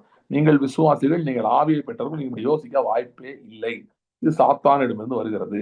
உங்களுடைய பழைய ஐடென்டிட்டியை வந்து வச்சு உங்களை ஏமாத்த பார்க்கறான். நீங்க தான் அப்படி நினைக்கிறான், நீங்க நினைக்கல, இது பிசாசு வருது. இந்த யோசனையில என்ன இருக்குன்னா, அவன் மறைமுகமாக என்ன சொல்றான்னா, உனக்கு இப்ப பணம் தான் உன் வாழ்க்கையில பிரச்சனை, அப்ப உன்னோட கடவுள் எது? பணம். ஓகே, பணம் மட்டும் இருந்தா நான் இப்படி இருக்க மாட்டேன் தானே சொல்றோம், அப்படிதானே யோசனை வருது. கர்த்தரை வேற எதுக்கும் ஒப்பாக்க பாக்குறான். இப்படிப்பட்ட எண்ணத்துக்கு நீங்க இடம் கொடுக்க தேவையில்லை. அப்ப எப்படிங்க நான் என்னங்க பண்றதுன்னா, டஃபா தான் இருக்கு, அப்படிதான் இருக்கு, அது உண்மை மாதிரிதான் எனக்கு தெரியுது. நல்லா கவனிங்க, விசுவாசத்தின் நீங்க வந்து நீங்க அறிக்கை செய்றீங்க, நீங்க ஜெபம் பண்றீங்க, ஆனா உங்களுக்கு பதில் இல்லை, கரெக்டா தான் ஜெபம் பண்றீங்க, இதுக்கு மேல உங்களுக்கு தெரிஞ்செல்லாம் ஜெபம் பண்ணியாச்சு, தெரிஞ்சாலும் நீங்க எப்படி விசுவாச அறிக்கை செய்யணுமோ செஞ்சாச்சு, எல்லாம் பண்ணியாச்சு, ஆனா ரிசல்ட் வரல அப்படின்னு நீங்க அந்த போராட்டத்திலே அந்த கலக்கத்தில் நீங்க இருக்கும்போது நீங்க எங்க இருக்கிறீங்கன்னா விசுவாச பரீட்சையில் இருக்கிறீர்கள். ஓகே, சோ இப்ப விசுவாச பரீட்சை என்பது பெர்மனண்டா இருக்கிறது இல்லை, அது கொஞ்ச நேரம் தான் இருக்கும். அண்ட் கர்த்தர் இந்த பரீட்சையெல்லாம் வைக்கிறது இல்லை. யாருக்காவது எனக்கு பரீட்சை வைக்கலாம், எனக்கு கையெல்லாம் அரிக்குது, நான் ஏதாவது பரீட்சை வச்சு ஆகணும்னு அவர் சொல்லலை. எனக்கு ஒரு மாதிரி ஃப்ரஸ்ட்ரேட் போரிங்கா இருக்குங்க, ஏதாவது பரீட்சை யாருக்கா வச்சாருனோ. விசுவாச பரீட்சை ஏன் வருகிறது என்று சொன்னால், நீங்கள் ஆளுகையை நோக்கி செல்கிறீர்கள். இல்லைன்னா உங்கள் விசுவாசம் உங்களை ஆளுகையை நோக்கி கொண்டு செல்கிறது. அப்படி கொண்டு செல்லும் போது இந்த விசுவாச மார்க்கத்தை நீங்கள் கற்றுக்கொள்ளக்கூடாது, இல்லைன்னா அதை நன்றாக கற்றறிந்து இதில் நிலைத்திருக்க கூடாது என்பதற்காக சத்ரு போராடுகிறான். அதுதான் விசுவாச பரீட்சை. சோ நீங்கள் புரிந்து கொள்ள வேண்டிய, இப்ப சாத்ராக் ஆபேத்நேகோ ஒரு விசுவாச பரீட்சையில போனாங்க. அவங்க என்ன பரீட்சை? அவன் சொல்லிட்டான், நீ வந்து இதை பணிந்து கொண்டானா விட்டுருவேன். சிம்பிள். பணிந்து கொள்ளலாம் அக்னி அக்னி சூழல எரியப்படுவீர்கள். பணிந்து கொண்டால் நல்லது, இல்லைன்னா அக்னி சூழல எரியப்படுவீங்க அப்படின்றான். சோ அங்க ஒரு விசுவாச பரீட்சை வருது. ஹேட் ஆன் ஆப்ஷன் இது பண்றதுக்கு, எஸ்கேப் ஆகிறதுக்கு. ஆனால் அவர்கள் தெரிந்து கொண்டார்கள், விசுவாசத்தை தெரிந்து கொண்டார்கள். அவங்க சொல்லிட்டாங்க, இல்லைங்க கர்த்தரை நம்புகிறோம், நம்பிக்கை அவர் மேலதான் இருக்கு, நீ என்ன சொன்னாலும் சரி நான் வணங்க முடியாது. சோ யூஸ்வலா என்ன சொல்லுவோம் நம்ம, ஐயோ இப்படி போறனால தானே அங்க பிரச்சனை வருது, இங்க மட்டும் ஒரு காம்ப்ரமைஸ் எடுத்தா பிரச்சனை வராது, சரி பரவாயில்ல நடந்துருச்சு, என்ன பண்றது, ராஜாக்கு ஒரு சலமை போட்டுருவோம், அவர் என்ன சொல்றாரு, சிலையே வணங்கிட்டு போயிருமே அப்படின்னு ஒரு ஈஸியான வழி எடுத்தா நம் பிரச்சனை தப்பிப்பது போல காணப்படுகிறது. ஓகே, ஆனா அது ஆப்போசிட் இஸ் ட்ரூ. விசுவாசனால ரிஸ்க் எடுக்கிறதா சேஃப் ரூட். ஓகே, நீங்க இப்ப உங்களுக்கு பொருளாதார நெருக்கடியில் இருக்கீங்க, ஆனா அப்ப ரெண்டு விதமா யோசிக்கலாம். ஒன்னு என்ன யோசிக்கலாம், கர்த்தர் இவ்வளவுதான் நமக்கு வச்சிருக்காரு போல அப்படின்னு நினைச்சிட்டு பேசாம விட்டுறோம். என்ன பண்றது, இப்படி நம்ம தாழ்ந்திருக்கவும் தெரியும், தாழ்ந்திருக்க தெரியும், பவுல் தான் சொல்லியிருக்காருல, தாழ்ந்தே இருப்போம், தாழ்ந்துதான் இருக்கும், இப்படியே இருந்துட்டு போயிடுவோம் நீங்க சொல்லிடலாம். ஆனால் அதுதான் நமக்கு சேஃப்னு நினைக்கிறோம். நம்ம மைண்டை பொறுத்தவரை என்ன நினைக்கிறோம், சரிங்க அட்லீஸ்ட் எதிர்பார்த்து ஏமாந்து போறதா இருக்காதுல்ல, அங்கலாய்ப்பு இருக்காம நம்ம ஃப்ரீயா இருப்போம்ல, அவ்வளவுதான் முடிஞ்சிருச்சு அப்படின்னு சொல்லிட்டு நம்பிக்கை எல்லாம் உட்காந்துருப்போம்ல அப்படின்னு நமக்கு தோணுது. அது கொஞ்சம் பெட்டர் ரூட் மாதிரி தெரியுது. இல்ல, விசுவாசம் ரிஸ்க் எடுக்கிறதா பெட்டர் ரூட். என்ன எது இப்ப ஒண்ணுமே இல்ல, அப்ப என்ன ரிஸ்க் எடுக்கிறது, வாயை திறந்து பேசுறதா risk. See, we are never without seed. நம்மகிட்ட சீடு இல்லாம இருக்கக்கூடாது. சீடு ஏதாவது சீடு எடுத்துட்டு விதை எடுத்துட்டே இருக்கும். காசு ஜீரோ இருந்தா உங்க வாய் தான் சீடு, வாயிலிருந்து வர்ற வார்த்தை தான் சீடு. ஏன்னா உங்களுக்கு விசுவாசம் கொடுக்கப்பட்டிருக்கிறது, உங்க ஆவியில விசுவாசம் ஏற்கனவே கொடுக்கப்பட்டிருக்குது. நீங்க வாயால பேசும்போது அதை எடுத்து எதிர்த்து பேசும்போது, சூழ்நிலைக்கு எதிர்த்து பேசிட்டே இருக்கும்போது உள்ள இருந்து விசுவாசத்தை கிணறுல இருந்து அள்ளி கொடுக்குற மாதிரி விசுவாசம் எடுத்து பேசிட்டே இருக்கீங்க. அட் ஒன் பாயிண்ட் அந்த விசுவாசம் உலகத்தை ஜெயித்து விடும். சோ இதுதான் சேஃப் ரூட். பிரச்சனையில அப்படியே அமுங்கி போறது சேஃப் ரூட் கிடையாது. கர்த்தர் மேல கோச்சுக்கிட்டு எல்லாம் வருத்தப்பட்டு டென்ஷன் ஆகிட்டு உட்காந்து இருக்கிறது கரெக்ட் ரூட் கிடையாது. கரெக்ட் ரூட் என்னன்னா விசுவாசத்திலே போராடுவது, விசுவாசத்திலே எதிர்த்து நிற்பது. நான்லாம் வளர்ந்து வர காலத்தை பார்த்தீங்கன்னா விசுவாசத்தை பத்தி என்ன சொல்லியிருந்தாங்க அப்படின்னா, விசுவாசத்துக்கே எதிர்த்து தான் பேசுவாங்க, ரிஸ்க் எடுக்கக்கூடாதுன்ற மாதிரி தான் பேசுவாங்க. ஏன்னா என்ன சொல்லுவாங்க, நீ என்ன விசுவாசத்துல நடக்கும்னு ஜெபம் பண்ணி அப்புறம் நடக்கலன்னா நீ அப்படியே அப்செட் ஆவ, இல்ல அது போய் 4 பேர்கிட்ட சொன்னா கர்த்தர் நாமம் தூஷிக்கப்படும், அதனால இப்படிலாம் பேசக்கூடாது, துணிகரமா பேசக்கூடாது, அதனால விசுவாசத்தை பேசக்கூடாது. விசுவாசிக்கு எதிராக தான் பேசுவாங்க. ரிஸ்க் எடுக்காம இருப்போம், அப்படியே இருப்போம், இருக்கிறதுலே இருப்போம், தொடர்வோம் அப்படின்னு பேசுவாங்க. அதுதான் பிரச்சனை ஆக்சுவலா. ஏன்னா நம்ம என்ன செய்யறோம், அப்படியே சொல்லி நாம வந்து ராஜ்யத்துக்குள்ளேயே போல, ராஜ்யத்துக்கான நடவடிக்கைகளை நம்ம செய்யல, நம்ம செய்யாம பயந்து ஓடிட்டு இருக்கோம். யாரா பக்கத்துல சொல்லுங்க, விசுவாசம் தான் சேஃப் ரூட், விசுவாசம் தான் ஒன்லி ரூட். சோ என்ன பண்றது, ஒண்ணுமே இல்லையா, என்ன பண்றது, வாயை திறந்து பேச ஆரம்பிக்கிறது. கையில ஒண்ணுமே இல்லைங்க, இனிமேட்டு கொடுக்கறதுக்கு ஒண்ணும் இல்லை, பேசுறதுக்கு ஒண்ணும் இல்லை, செய்யறதுக்கு ஒண்ணும் இல்லை அப்படின்னா, ஆனாலும் பேசுறதுக்கு இல்லை, பேசுறதுக்கு ஒண்ணும் இல்லைன்னு சொல்றேன், தப்பா சொல்றேன். பேசுறதுக்கு இருக்கு, ஏதோ வாசிக்கிறதுக்கு ஏதோ இருக்கு, கர்த்தருடைய வார்த்தை இருக்குது, அதை எடுத்து பேசி வாயால சொல்ல முடியும். சாத்ராக் மேஷாக் ஆபேத்நேகோ அதான் சொன்னாங்க, இப்ப எரிஞ்சாலும் பரவாயில்லைங்க தூக்கி போடுங்க, ஆனால் எரிய விட மாட்டார், எங்கள் தேவன் எங்களை தப்புவிக்க வல்லவராய் இருக்கிறார். நான் இனி என்ன சொன்னாலும் சரி, நான் வந்து இந்த சிலையை வணங்கவே மாட்டேன். அப்ப சிலையை வணங்குறேன்னா என்ன, அது எப்படி நான் புரிந்து கொள்றது? நம்மளை பொறுத்தவரை என்னன்னா, இந்த சூழ்நிலை என்னை முடித்து விட்டது, இதுதான் எண்டுன்னு சொல்றதா சிலையை வணங்குறது. சொல்லாதீங்க, இல்ல நான் ஏற்கனவே சொல்லிட்டேன்னா ஆண்டோட மன்னிப்பு கேட்டு திரும்ப ஸ்டார்ட் பண்ணுங்க. Faith is already always there, it's still there, it's not gone. Your faith is still there. உங்களுக்கு ரிசல்ட் இன்னைக்கு வராம இருக்கலாம், fine, but your faith is still there, faith is still alive. ஏன்னா your faith was provided by Jesus. உங்கள் விசுவாசம் கிறிஸ்துவினால் உங்களுக்கு கொடுக்கப்பட்டது. நீங்க போய் சம்பாதிச்சதே கிடையாது, சம்பாதிக்கலாம் முடியாது விசுவாசத்தை. நம்ம என்ன லேர்ன் பண்ணிருக்கோம்னா இருக்கிற விசுவாசம் எப்படி பயன்படுத்துறது லேர்ன் பண்ணிருக்கோமே தவிர புது விசுவாசம் எப்படி உருவாக்குவதுன்னு லேர்ன் பண்ணல. அப்படிலாம் யாரும் உருவாக்க முடியாது. விசுவாசம் என்பது கிறிஸ்துவே உங்களுக்கு கொடுத்தது. அது ஒரு கிஃப்டா கொடுத்துட்டாரு. நம்ம பண்ணிட்டு இருக்கிறது எப்படி அதை செயல்படுத்துவது. இப்ப அரசாங்கம் வந்து இலவசம் கொடுக்குது, ஓகே, ஆனா அதை போய் வாங்கணும்ல, அதுக்கு ஒரு வேலை இருக்குல்ல. அந்த மாதிரி தான் நம்ம பண்ணிட்டு இருக்கோம். இலவசம் என்பது நீங்க பெட்ல படுத்துதான் பக்கத்துல வந்து வச்சுட்டு போகாத அரசு. நீங்க தான் போய் உங்க பேரை பதியணும், சொல்லணும், ஆமாங்க இந்த மாதிரி இருக்குங்க, ரேஷன் கார்டை போய் காட்டணும், காட்டி ஆமா இருக்கு அப்படி சொன்னாதான் கவர்மெண்ட் என்ன பண்ணுவோம், கொடுக்கும். அதுக்கெல்லாம் கேம்ப்லாம் நடத்துறாங்க இல்லையா கவர்மெண்ட், இடையில நம்ம போய் பதியணும் யாருக்கு என்ன, ஓ நீங்க அதுக்கு எலிஜிபிள் அப்படின்னு சொல்லிட்டு வரணும். நீங்க அப்படியே படுத்துக்கிட்டே தான் வரும். அதே மாதிரிதான் இலவசம்னு நம்ம சொல்றோம், இதெல்லாம் இலவசம் தான். ஆனால் அதை எப்படி செயல்படுத்துவது என்பதான் நம்ம லேர்ன் பண்ணிருக்கோம். விசுவாசத்துக்கு நல்லா தெரியும். அதனால உங்களுக்கு என்ன சொல்றான், உங்களோட விசுவாசமே இல்லைன்றான். ரிசல்ட் இல்லையில அப்போ உனக்கு விசுவாசம் இல்ல. நான் இந்த லைன் சொல்லியிருக்கேன், அர்த்தம் வேற.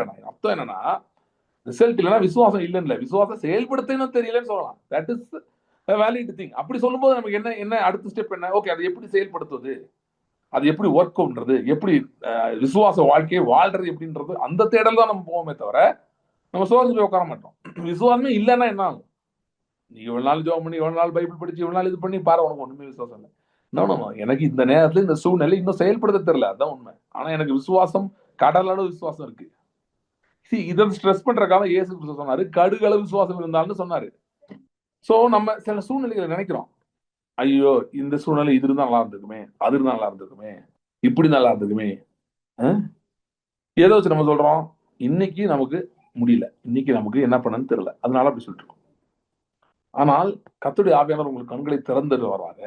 நம்ம என்ன இடத்துல இருக்கோம், நீ கிறிஸ்துவ விசுவாசிகள் நீங்க எடுத்துக்கொண்டா, விசுவாசத்துல வாழ்வதற்கு அறிந்தவர்கள் இல்ல அதை செயல்படுத்த விரும்புகிறவர்கள் அப்படின்னாலே அது ஒரு மைனாரிட்டி ஆஃப் மைனாரிட்டிஸ். அதனால என்ன நடக்குதுன்னா, பிசாசு மற்ற இடத்துல இருக்க வேலையெல்லாம் விட்டுட்டு ஃபுல் கவனத்தை எங்க கொண்டு வந்து இறங்கலாம். யாரு வந்து விசுவாசிக்கிறாங்க, யாரு வந்து என்ன நடந்தாலும் சரி, நான் தொடர்ந்து நான் விசுவாசிக்கிறேன், கர்த்தருடைய வார்த்தையை தியானிக்க போகிறேன், ரத்தத்தை தியானிக்க போகிறேன், நான் அவரை இன்னும் அறிய போகிறேன், நான் ஜெயம் எடுக்க போறேன், யாரெல்லாம் முயற்சி எடுக்கிறாங்களோ அங்கமா ஃபுல் எஃபர்ட்டை கொண்டு வந்து இறக்குறான். சோ அது வந்து ஒரு ஏறக்குறைய நெருப்புக்குள்ள போற மாதிரி இருக்குது. அப்படிப்பட்ட சிச்சுவேஷன் மாதிரி இருக்குது. நிக்கவும் முடியல, முன்னாடி போக முடியல, பின்னாடி போக முடியல, அப்படிதான் இருக்குது. ஆனால் அதுல முக்கியமாக இன்றைக்கு நான் சொல்ல விரும்புவது என்ன அப்படின்னா, இந்த மகா பரிசுத்த விசுவாசத்தின் சோதனையில் நீங்க போயிட்டு இருக்கும்போது, சரியா, இந்த சோதனை அதிகமாகுது, போக போக எரிஞ்சிட்டு இருக்கு அப்படின்னு இருக்கும்போது, கர்த்தர் உங்களுடனே அங்க இருக்கிறார். உங்களுக்கு இன்னும் ரிசல்ட் வரல, எதிர்பார்த்த பதில் இல்லை, என்ன பண்ணன்னு தெரியல. அப்படி இருக்கும்போது நீங்க தேட வேண்டியது ஒன்னே ஒண்ணுதான், கர்த்தரை தேட வேண்டும். There is God.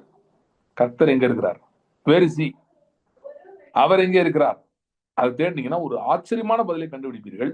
அது என்னன்னா, அவர் இப்பொழுது உங்களோட இந்த இடத்துல இருக்கிறார். தானியேல் சிங்கக்கேல் போடும்போது எங்க இருந்தாரு, அவனோடவே இருந்தார்.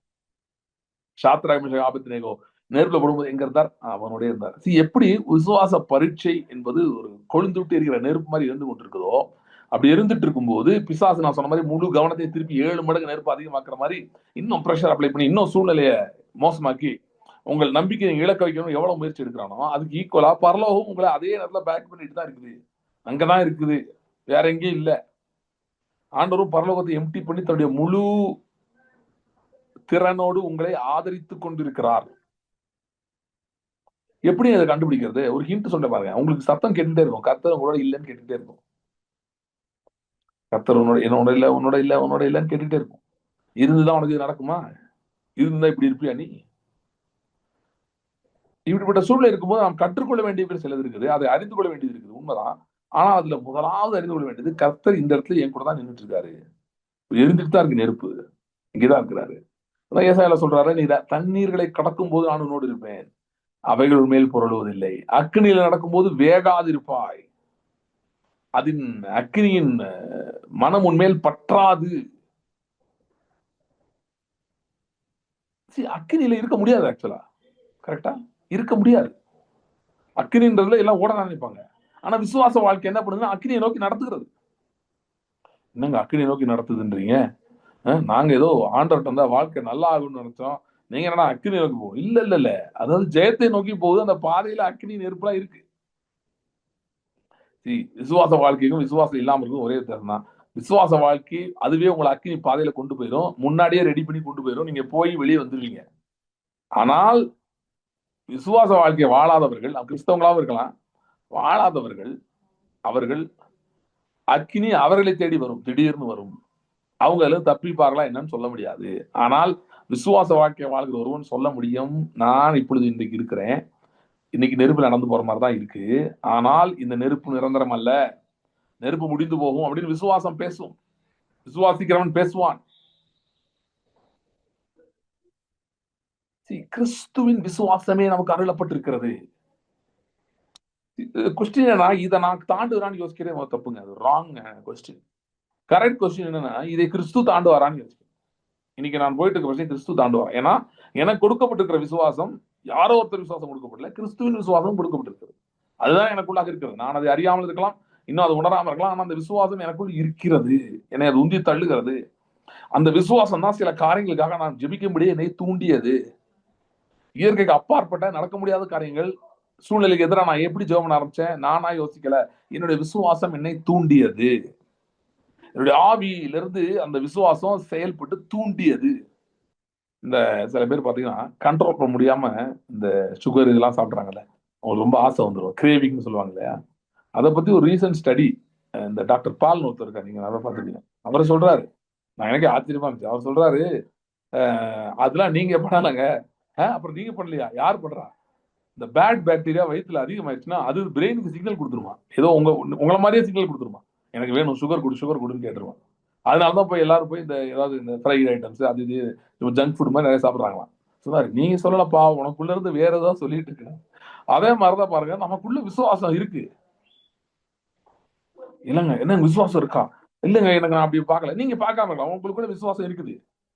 அந்த விசுவாசம் தான் இன்னைக்கு உங்களை இந்த இடத்துல கொண்டு வந்து வச்சிருக்கு.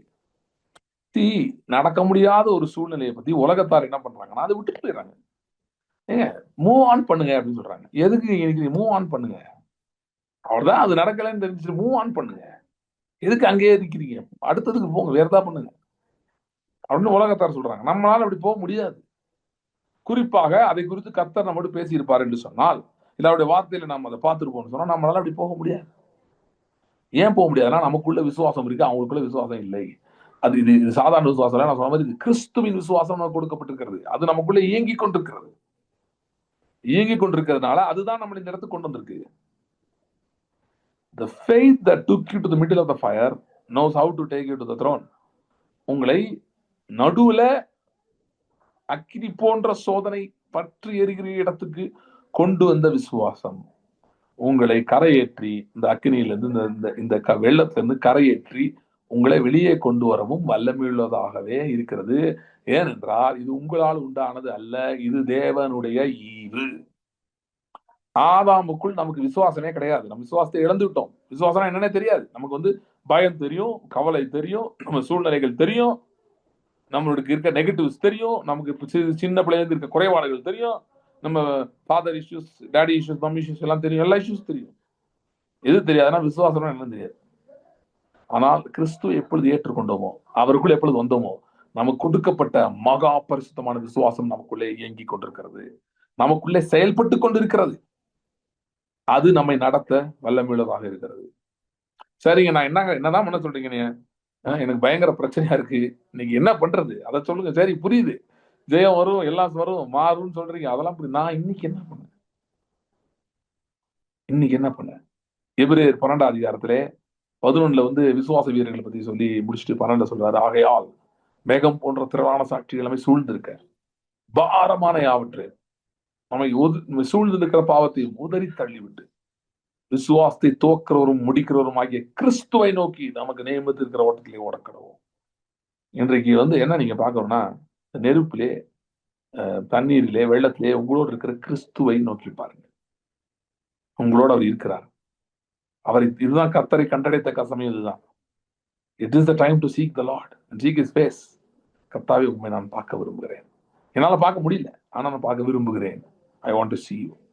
உடைய சத்தத்தை நான் கேட்க விரும்புகிறேன். உண்மை நான் பார்க்க விரும்புகிறேன். ஏன்னா என் விசுவாசத்தை துவக்கிறவர் நீர் தான். ஏன்னா உம்மாலதான் துவங்குச்சு, இல்லைன்னா அது விசுவாசமே கிடையாது. இன்றைக்கு இது ஒரு நடுக்காட்டுல நான் நிக்கிற மாதிரி இருக்கு. என் கழுத்துக்கு மேல கத்தி தொங்குற மாதிரி இருக்கு ஆண்டவரே. பயங்கர கேள்வியா இருக்கு. ஆனால் உண்மை நான் தேடுகிறேன், உண்மை நான் காண விரும்புகிறேன். ஏனென்றால் என் விசுவாசத்தை தூங்கின நீர் இதை முடிவுனா நிறுத்தி விடுறதுல, இதை பரிபூர்ணமடைய செய்தது ஜெயத்திலே. ஏன்னா விசுவாசமே உலகத்தை ஜெயிக்கிற ஜெயம். அந்த விசுவாசத்தை செயல்படுத்தி ஜெயம் ஜெயம் கொடுக்க நீர் வல்லவராய் இருக்கிறீர். ஆகவே உண்மை நான் தேடுகிறேன், உண்மை நான் தேடுகிறேன், உண்மை நான் தேடுகிறேன். இஸ்ரேல் ஜனங்கள் அடிக்கடி சொல்லுவாங்க, கர்த்தர் வனாந்திரத்தை கொண்டு போடும்படி கொண்டு வந்தார். நம்ம அதை மாற்றி சொல்லுவோம், கர்த்தர் வனாந்திரத்தை கொன்றுபடும்படி கொண்டு வருகிறவர் அல்ல. அவர் எனக்கு வாக்கு பண்ணின நல்ல தேசத்துக்கு நான் போய் கொண்டிருக்கிறேன். நல்ல தேசத்துக்கு நான் போய் கொண்டிருக்கிறேன். இன்றைக்கு கொள்ளிவாய் சர்ப்பங்கள் பயங்கரமான கொடிய ஒரு வனாந்திரத்தை நான் இருக்காம இருக்கலாம். ஆனா நான் நல்ல தேசத்துக்கு போய் கொண்டிருக்கிறேன். நல்ல தேசத்துக்கு போய் கொண்டிருக்கிறேன். என்னோட ஞான கண்மலையாய் கிறிஸ்து நடந்து வருகிறார். அன்றைய அக்கினி ஸ்தம்பத்திலே மேக ஸ்தம்பத்திலே நடந்து வந்தவர் இன்றைக்கு இந்த சூழ்நிலையிலே நடந்து வந்து கொண்டிருக்கிறார். அக்கினி முடிந்து போகும், நெருப்பு முடிந்து போகும், வெள்ளம் ஓய்ந்து போகும். அவர் என்னை விட்டு விலகுவதும் இல்லை, கைவிடுவதும் இல்லை. அவருடைய பிரசனம் என்னை விட்டு விலகுவதும் இல்லை, கைவிடுவதும் இல்லை. அவர் என்னோட இருக்கிறார். அவர் இருக்கிறதுனால இந்த மகாபரிசுத்த விசுவாசம் எனக்குள் செயல்பட்டு கொண்டிருக்கிறது.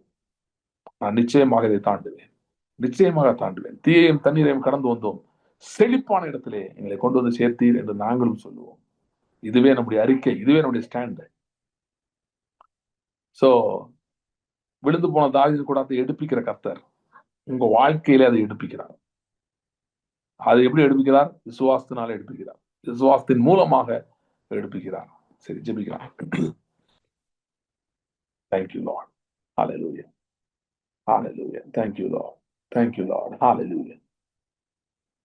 Thank you, Jesus. Thank you, Jesus. Hallelujah. Hallelujah. Thank you, Lord.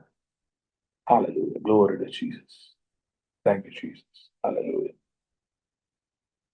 Hallelujah. Thank you, Lord. Thank you, Lord. Thank you, Lord.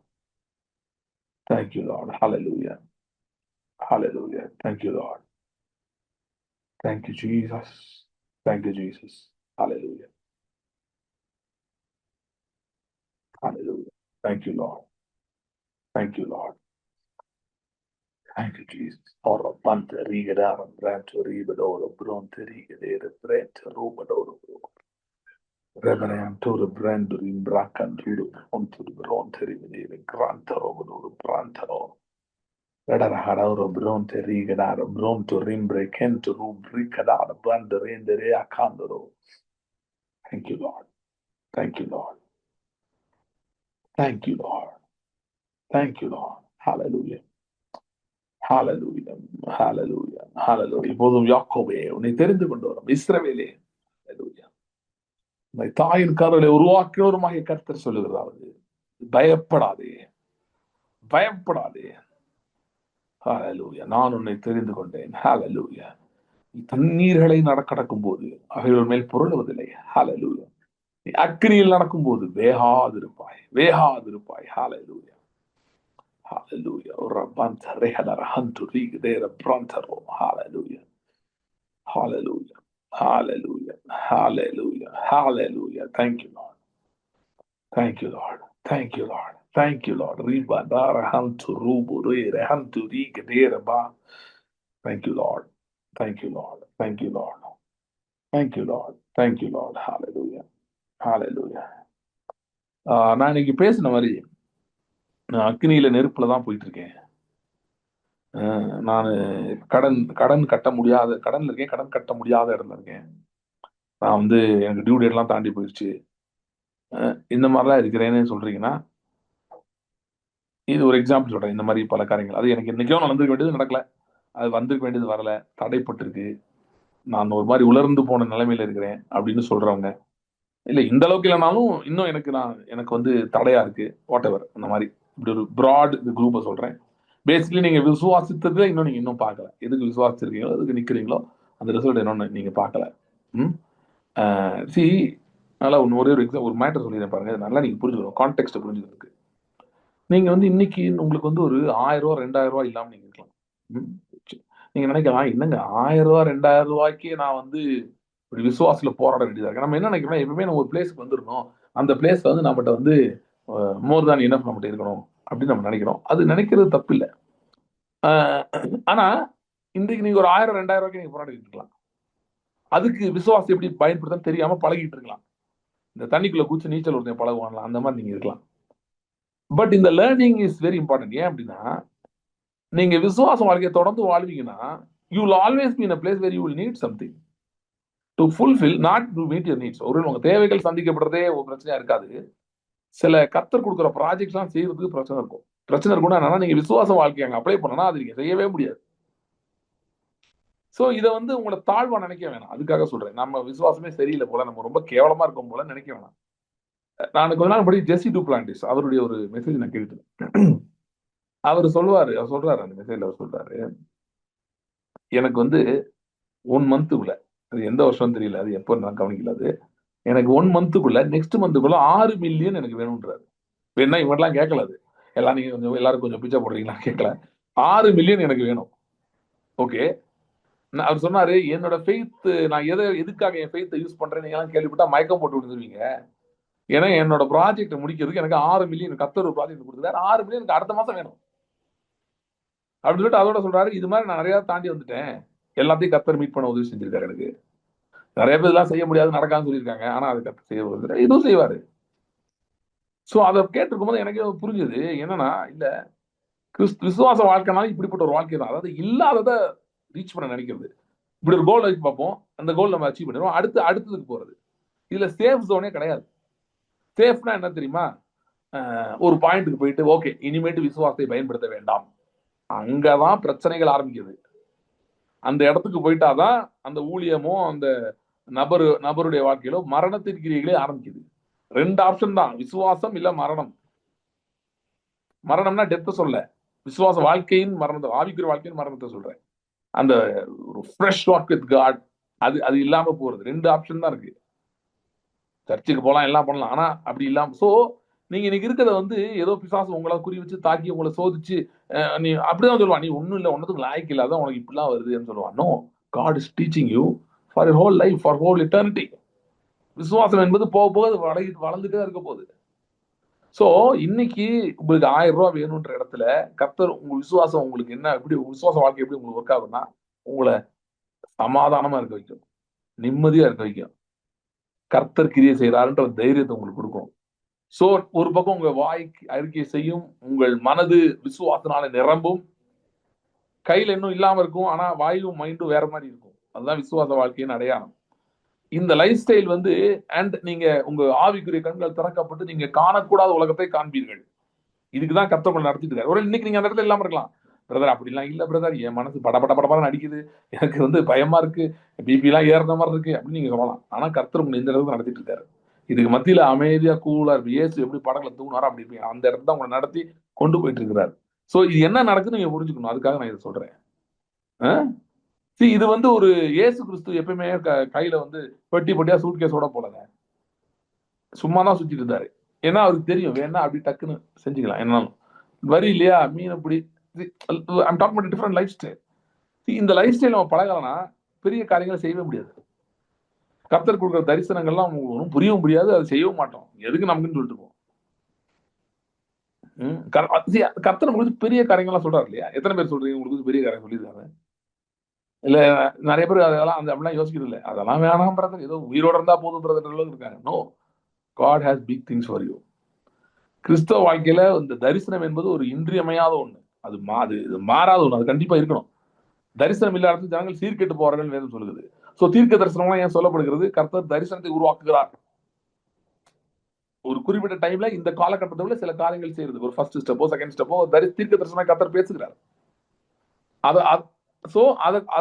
அந்த தீர்க்க தரிசனம் நிறைவேற்றுறதுக்கு விசுவாச வாழ்க்கை கர்த்தர் சொல்லிக் கொடுக்கிறார், கற்றுக் கொடுக்க விரும்புகிறார்.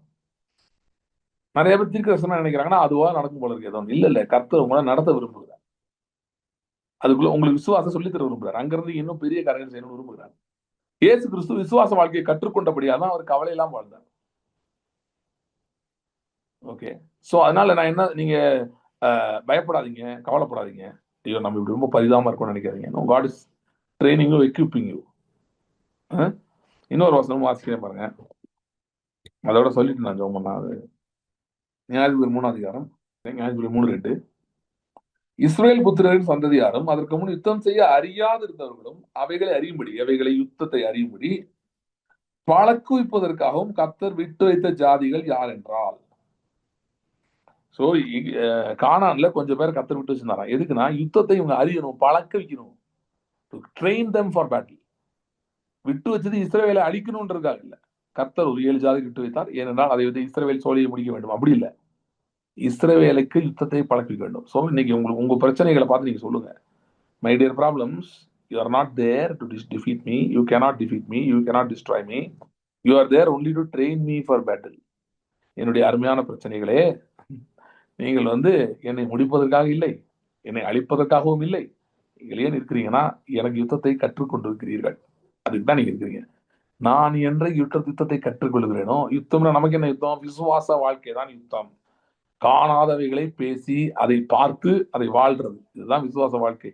இந்த வாழ்க்கையை எனக்கு கற்றுக் கொடுப்பதற்காக தான் நீங்க இருக்கிறீங்க, வேற எதுக்காகவும் நீங்க இல்லை. Once I learn it, your job is over and you can go, you will not be there. பிரச்சனையை பார்த்து சொல்லுங்க, என் பிரச்சனையே நான் விசுவாச வாழ்க்கையை கற்றுக்கொண்ட வரைக்கும் தான் உனக்கு ஆயுள். நீ என்ன எனக்கு ஆயுள் குறிக்கிறது? நான் உனக்கு ஆயுள் குறிக்கிறேன். நான் விசுவாச வாழ்க்கையை கற்றுக்கொண்டு கொண்டிருக்கிறேன், தினந்தோறும் அதிலே வளர்கிறேன், கிறிஸ்துவை நோக்கி பார்க்கிறேன். அவர் என்னை போதிக்கிறார், என்னை நடத்துகிறார், என் விசுவாசத்தை பூரணப்படுத்துகிறார்.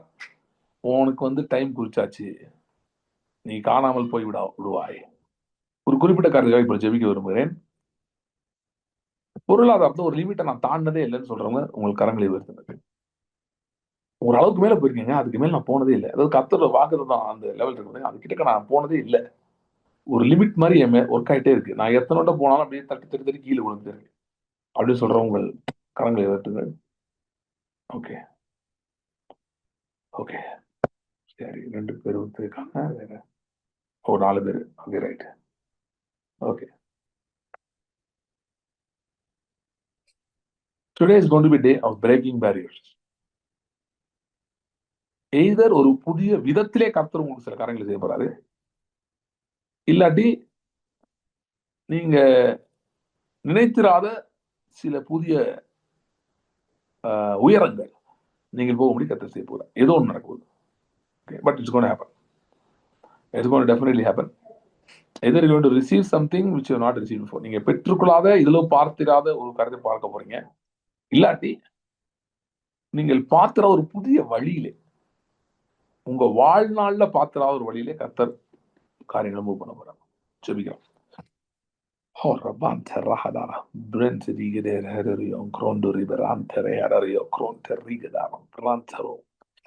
Hallelujah. Hallelujah. Ribadare hanto regedere brente rihadara honto ribrecadaro.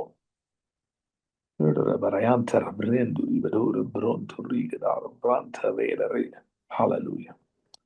Hallelujah. Hallelujah. Hallelujah. Rebadara hanto ribrantara. Hallelujah. Thank you, Lord. Thank you, Lord. Thank you, Lord. Thank you, Lord. Thank you, Lord. Rigedara branta rigedere bo. Hallelujah. Hallelujah. Revelera hanturu rukadara brandirigaro blantarigaro. Thank you, Lord. Thank you, Lord. Hallelujah. Hallelujah. Hallelujah. ஆண்டவரே, தேவ தூதர்களின் ஒத்தாசைகளை, உதவிகளை இயேசுவின் நாமத்தில் பேசுகிறேன். Hallelujah. Hallelujah. தேவ தூதர்களின் ஒத்தாசைகளை, உதவிகளை பேசுகிறேன். Hallelujah. The angels that infiltrate systems.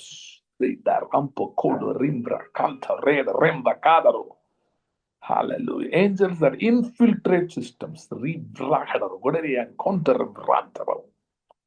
Hallelujah. Hallelujah. See, you don't have to receive money from only people whom you know. அதாவது உங்கள்கிட்ட தெரிஞ்சவங்க மட்டும் தான் உங்களுக்கு பணம் வரணும் அவசியம் இல்லை. The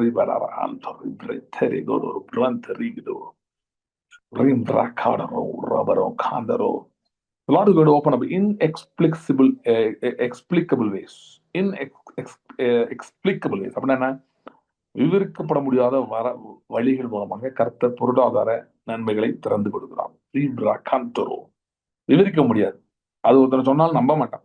இப்படிதான் எனக்கு பணம் வந்துச்சுன்னா நம்பவே மாட்டான். Ramba contorrenderia contorubre cadaranca derabo. Ringa torabo. See, even God can make trees give money. விளையாட்டு சொல்லுவாங்கல்ல, பணம் என்ன மரத்தையா காய்க்குது? காய்க்கும். Ramba contorro. காய்க்கலாம். That's not impossible for God. Rebra cadarum roncandira bantarega dera bantarera ramba cantarara hanto riba daraho.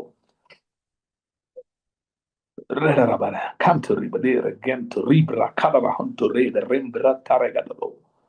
Rembre kende ribro colore brante rida ramba cadalo bronte rida rantaro. Hallelujah. Hallelujah. Riba dara hanto remba tarago. Thank you, Lord. Thank you, Lord. Thank you, Lord. Hallelujah. Hallelujah. வானத்தின் பலகணிகள் இயேசுவின் நாமத்தை திறக்கிறதுக்காக ஸ்தோத்திரம். வானத்தின் பலகணிகளை திறந்து இடம் கொள்ளாமல் போக மட்டும், இடம் கொள்ளாமல் போக மட்டும். ரீபர் ராங்கந்தாரம் வாந்து ரீபரோ ரீட ரெம்பரே கொண்டு ரெம்பரே கர்ரக ராந்து ரீட ரெம்ப தாரகந்து ரீபடேரோ. ஹalleluya.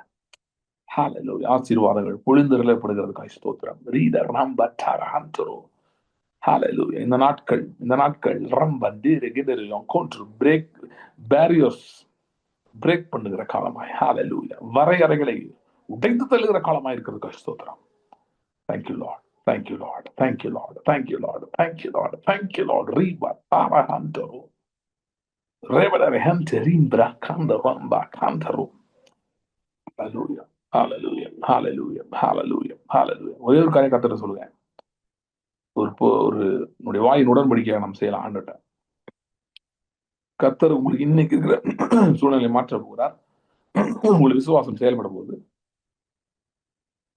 ஜஸ்ட் ஆண்டவரே, இந்த சூழ்நிலை மாறின பிறகு நான் மறுபடியும் என் விசுவாசத்தை பயன்படுத்துவதற்கு நான் ஆயத்தமாகிறேன். I am willing to be given ப்ராஜெக்ட்ஸ்லாம், விஷன் ப்ராஜெக்ட்ஸ், உடைய தரிசனம், உடைய ப்ராஜெக்ட் நீங்க எனக்கு கொடுக்க நான் ஆயத்தமாயிருக்கிறேன். நான் இதோடு நிறுத்திக் கொள்ள மாட்டேன், அடைந்தாயிட்டுன்னு சொல்ல மாட்டேன்.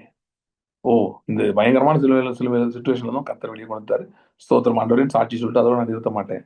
அடுத்ததுக்கு நான் ரெடி ஆவேன், அடுத்ததுக்கு நான் ரெடி ஆவேன், அடுத்ததுக்கு நான் ரெடி ஆவேன். அதுக்கு நான் ஒப்பு கொடுக்கிறேன், அதுக்கு நான் ஒப்பு கொடுக்கிறேன், அதுக்கு நான் ஒப்பு கொடுக்கிறேன். விசுவாச வாழ்க்கைக்கு நான் ஒப்பு கொடுக்கிறேன். இவர்கள் இன்னைக்கு உங்க குடும்ப பிரச்சனைக்காக நீங்க ஜெபம் பண்ணிட்டு இருக்கலாம். அதுக்கு விசுவாச வாழ்க்கையை கற்றுக்கொண்டு இருக்கலாம் நீங்க. அது முடிஞ்ச பிறகு போதும், நல்ல வேலை, குடும்பம் நல்லா ஆயிடுச்சு, போதும், இது ஒரு வியாதிக்காக ஜெபம் அது நல்லா ஆயிடுச்சு போதும் அப்படின்னு நான் நிறுத்த மாட்டேன். நான் உம்முடையவன், நீர் என்னுடையவர், நான் உம்முடையவன். அப்படி என்ன, உம்முடைய நோக்கங்களுக்காகவும் திட்டங்களுக்காக நான் ஒப்பு கொடுக்குறேன். இது அடுத்து எனக்காக எதுக்காக என்ன ஜெபிக்க சொல்கிறீரோ, எதற்காக நான் விதைக்க சொல்கிறீரோ, என்னெல்லாம் பண்ண சொல்றேன் அதை நான் பண்ண ரெடியா இருக்கேன் அப்படி போய் சொல்லுங்க. I am forever yours, Lord. நான் நிச்சயமா சொல்றேன், நீங்க உங்க வாழ்க்கையை குறித்து வைத்திருக்கிற எண்ணங்களை விட எவ்வளவு சிறப்பாக நினைக்கிறத விட கர்த்தர் 1000 மடங்கு நல்ல எண்ணங்களை உங்களுக்கு வைத்திருக்க.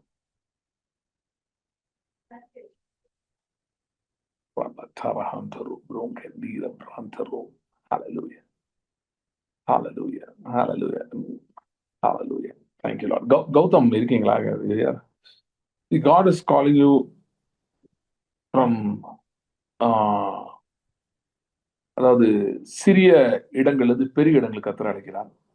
Isaiah 54:2 உன் இடத்தை விசாலமாக்கு, நீ இடம் கொண்டு பெருகுவாய் அப்படின்னு சொல்லியிருக்காருல, அந்த வசனத்தின்படி சிறிய பட்டணங்கள் பெரிய பட்டணங்கள், பெரிய பட்டணங்கள் மிகப்பெரிய பட்டணங்கள், தேசங்கள், அப்படி கர்த்தர் உங்களுடைய கரத்தை பல இடத்துக்கு எடுத்து போகிறார். இன்னைக்கு உன் மனதுல தோன்றிராத சில காரியங்களை செய்யப்படுது. இன்னைக்கு அது தோன்றவே இல்லை, வரவே இல்லை. அப்படிப்பட்ட ஒரு விசுவாசத்தை ஸ்ட்ரெச் பண்ணி ஆண்டவர் எடுத்து செய்ய விரும்புகிறார். Thank you, Lord. Thank you, Lord. Hallelujah. Hallelujah. Hallelujah. Thank you, Lord. Thank you, Lord. It's going to go beyond the borders. Hallelujah. Thank you, Lord. Thank you, Lord. Thank you, Lord. மிகப்பெரிய வார்த்தைகள் ஏற்கனவே பேசப்பட்டிருக்கிறது. அந்த வார்த்தைகளுக்கான விசுவாச கட்டுமான வேலை இப்பொழுது நடந்து கொண்டிருக்கிறது. Thank you, Lord. Thank you, Lord. Thank you, Lord. Thank you, Lord. Thank you, Lord. Hallelujah. Hallelujah. Thank you, Lord. Thank you, Lord. Hallelujah. Hallelujah. Thank you, Lord. Thank you, Lord. Hallelujah. Thank you, Lord. Thank you, Lord. Hallelujah. Hallelujah. Thank you, Lord. Thank you, Lord. Thank you, Lord. Hallelujah. Hallelujah. Sister Max and கேக்குதா? Unmute பண்றேன். Thank you, Lord. Yes. Hallelujah. Thank you, Lord. Thank you, Lord. Hallelujah. Hallelujah. Hallelujah. கர்த்தருடைய கரம் உங்க மேல இருக்கிறது. Hallelujah. Thank you, Lord. Thank you, Lord. Thank you, Lord. கர்த்தர்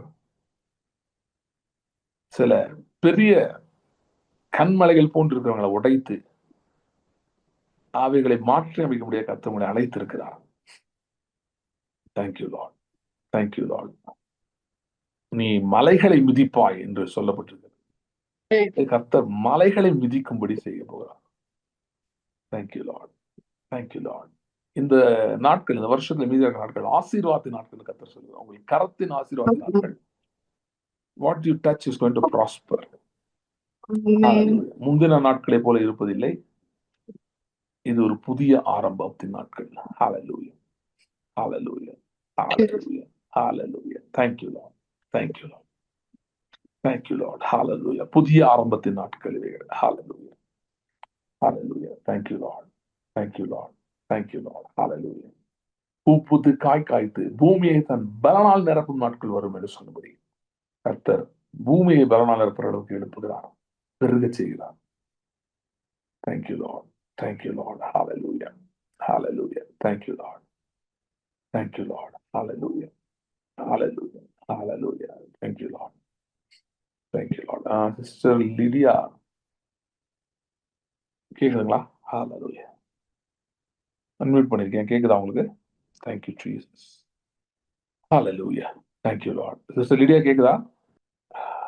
உலர்ந்த எலும்புகள் நிறைந்த ஒரு பள்ளத்தாக்கு ஒரு பெரிய சேனையா எழும்புகின்றது. Hallelujah. அப்படியே உங்க வாழ்க்கையில உலர்ந்து போயிருக்கு நீங்க சொல்லுகிற காரியங்கள்ல கர்த்தருடைய மகிமை வெளிப்படுகிறது. ஒரு பெரிய சேனையாய் எழுந்து நிற்கும்படியாய் கர்த்தர் செய்ய போகிறார். Hallelujah. Hallelujah. Hallelujah. மரிக்கும் தருவாயில் இருக்கிற காரியங்கள் உயிர்ப்பிக்கப்படுகிறது. Hallelujah. Hallelujah. Hallelujah. Rabba tarahanto ribre canto rubreda rago. Hodaram ranta rida rambro conta rebara. Thank you, Lord. Thank you, Lord. Hallelujah. Hallelujah. Hallelujah. Thank you, Lord. Thank you, Lord. Thank you, Lord. Hallelujah. Hallelujah. Thank you, Lord. Thank you, Jesus. Hallelujah. Hallelujah. Thank you, Lord. Hallelujah. Hallelujah. Thank you, Lord. Thank you, Lord. Hallelujah. Sister Nirmala, unmute பண்றேன். Thank you, Lord. Hallelujah. Hallelujah. Thank you, Lord. Thank you, Lord. Hallelujah. Hallelujah. Hallelujah. எகிப்திலே இஸ்ரவேல் ஜனங்கள் 400 வருஷம் அடிமை இருந்தாங்க. 400 வருஷமாக either they were not paid completely, இல்லனா ஏதோ ஒரு பேமெண்ட் கொடுக்கப்பட்டது, which was not fair. The word for you in this season is God is saying there is going to be a fair, not just payment, fair compensation. Thank you, Lord. Amen. Thank you, Lord. Fair payment மட்டும் இல்ல, fair compensation. Thank you, Lord. Amen. Thank you, Lord. Thank you, Lord. Hallelujah. Hallelujah. Hallelujah. Thank you. அந்த ஒரு ராத்திரியிலே எகிப்தியரை அவர்கள் கொள்ளையிட்டார்கள். Hallelujah. Hallelujah. எகிப்தின் சம்பாத்தியம், எத்தியோப்பியாவின் வர்த்தக லாபம் தாண்டி வந்து உங்களுடையதாகும். Hallelujah. Hallelujah. அவர்கள் பின்னே விலங்கிடப்பட்டு நடந்து வந்து கர்த்தர் உன்னோடு இருக்கிறார் என்று சொல்வார்கள். Hallelujah. Hallelujah. Hallelujah. Hallelujah. I'm talking about some big people. Hallelujah. Big people. Hallelujah. Hallelujah. They will just call you and just give you. Hallelujah. Thank you, Lord. Thank you, Lord. Hallelujah. Hallelujah. Thank you, Lord. Thank you, Lord. Hallelujah. Hallelujah. Thank you, Lord. Thank you, Lord. Thank you, Lord. Thank you, Lord. Thank you, Lord. Hallelujah. Hallelujah. Thank you, Lord. Hallelujah. Thank you, Lord. Brother John Chaludre. Thank you. Unmute பண்றேன். Thank you, Lord. Hallelujah. Yes, brother. Thank you, Lord. Hallelujah. Hallelujah. Thank you, Lord. Thank you, Lord. Hallelujah. Hallelujah. Thank you, Lord. கர்த்தர் புதிய வழிகளை திறக்கிறார். புதிய மார்க்கங்கள், new ways. The Lord is opening. Hallelujah. Hallelujah. Thank you, Lord. And I see new keys being handed over. சில இதுல கொடுக்கப்படாத சில authority is going to be handed over to you. Hallelujah. Thank you. An authority you have not experienced before. Hallelujah. இது வந்து both spiritually as well as material realm. Hallelujah. Amen. Amen. Hallelujah. Thank you, Lord. Thank you, Lord. சில புதிய ஆளுகைகள் கொடுக்கப்பட போகிறது. புதிய Amen. கதவுகள் திறக்கிறது. Hallelujah. Yes. Thank you, Lord. Yes. Thank you, Lord. Thank you, Lord. Hallelujah. Hallelujah. Hallelujah. And it's again a season of breaking the barriers. Hallelujah. Amen. Hallelujah. Limits. Hallelujah. Yes. Hallelujah. Thank you, Lord. Thank you, Lord. Hallelujah. Hallelujah. Hallelujah. Thank you, Lord. Thank you, Lord. Hallelujah. Hallelujah. Thank you, Lord. Thank you, Lord. Hallelujah. Hallelujah. Thank you, Lord. Thank you, Lord. Hallelujah. Thank you, Lord. Sister Deepa கேக்குதா? Mute பண்றாங்களா? Hallelujah. Hallelujah. Thank you, Lord. Hallelujah. Thank you, Jesus. Thank you, Jesus. கேக்குதா sister? Sister Deepa? Yeah.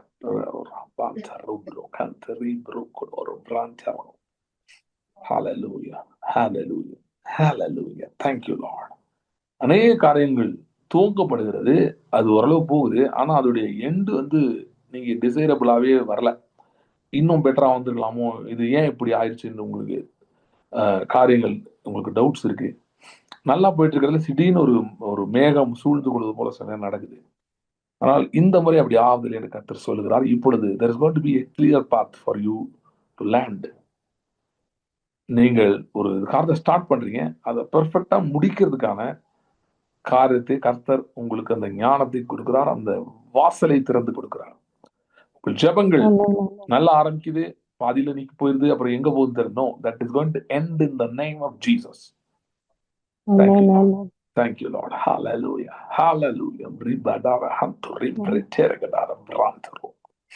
Thank you, Lord. Thank you, Lord. Thank you, Lord. கர்த்தர் உங்களை establish பண்ணுகிறார். உங்கள் கரத்தின் கிரியைகளை உறுதிப்படுத்துகிறார். Thank you, Lord. Thank you, Lord. உறுதிப்படுத்துகிறார். Thank you, Lord. Hallelujah. Thank you, Lord. Thank you, Lord. Hallelujah.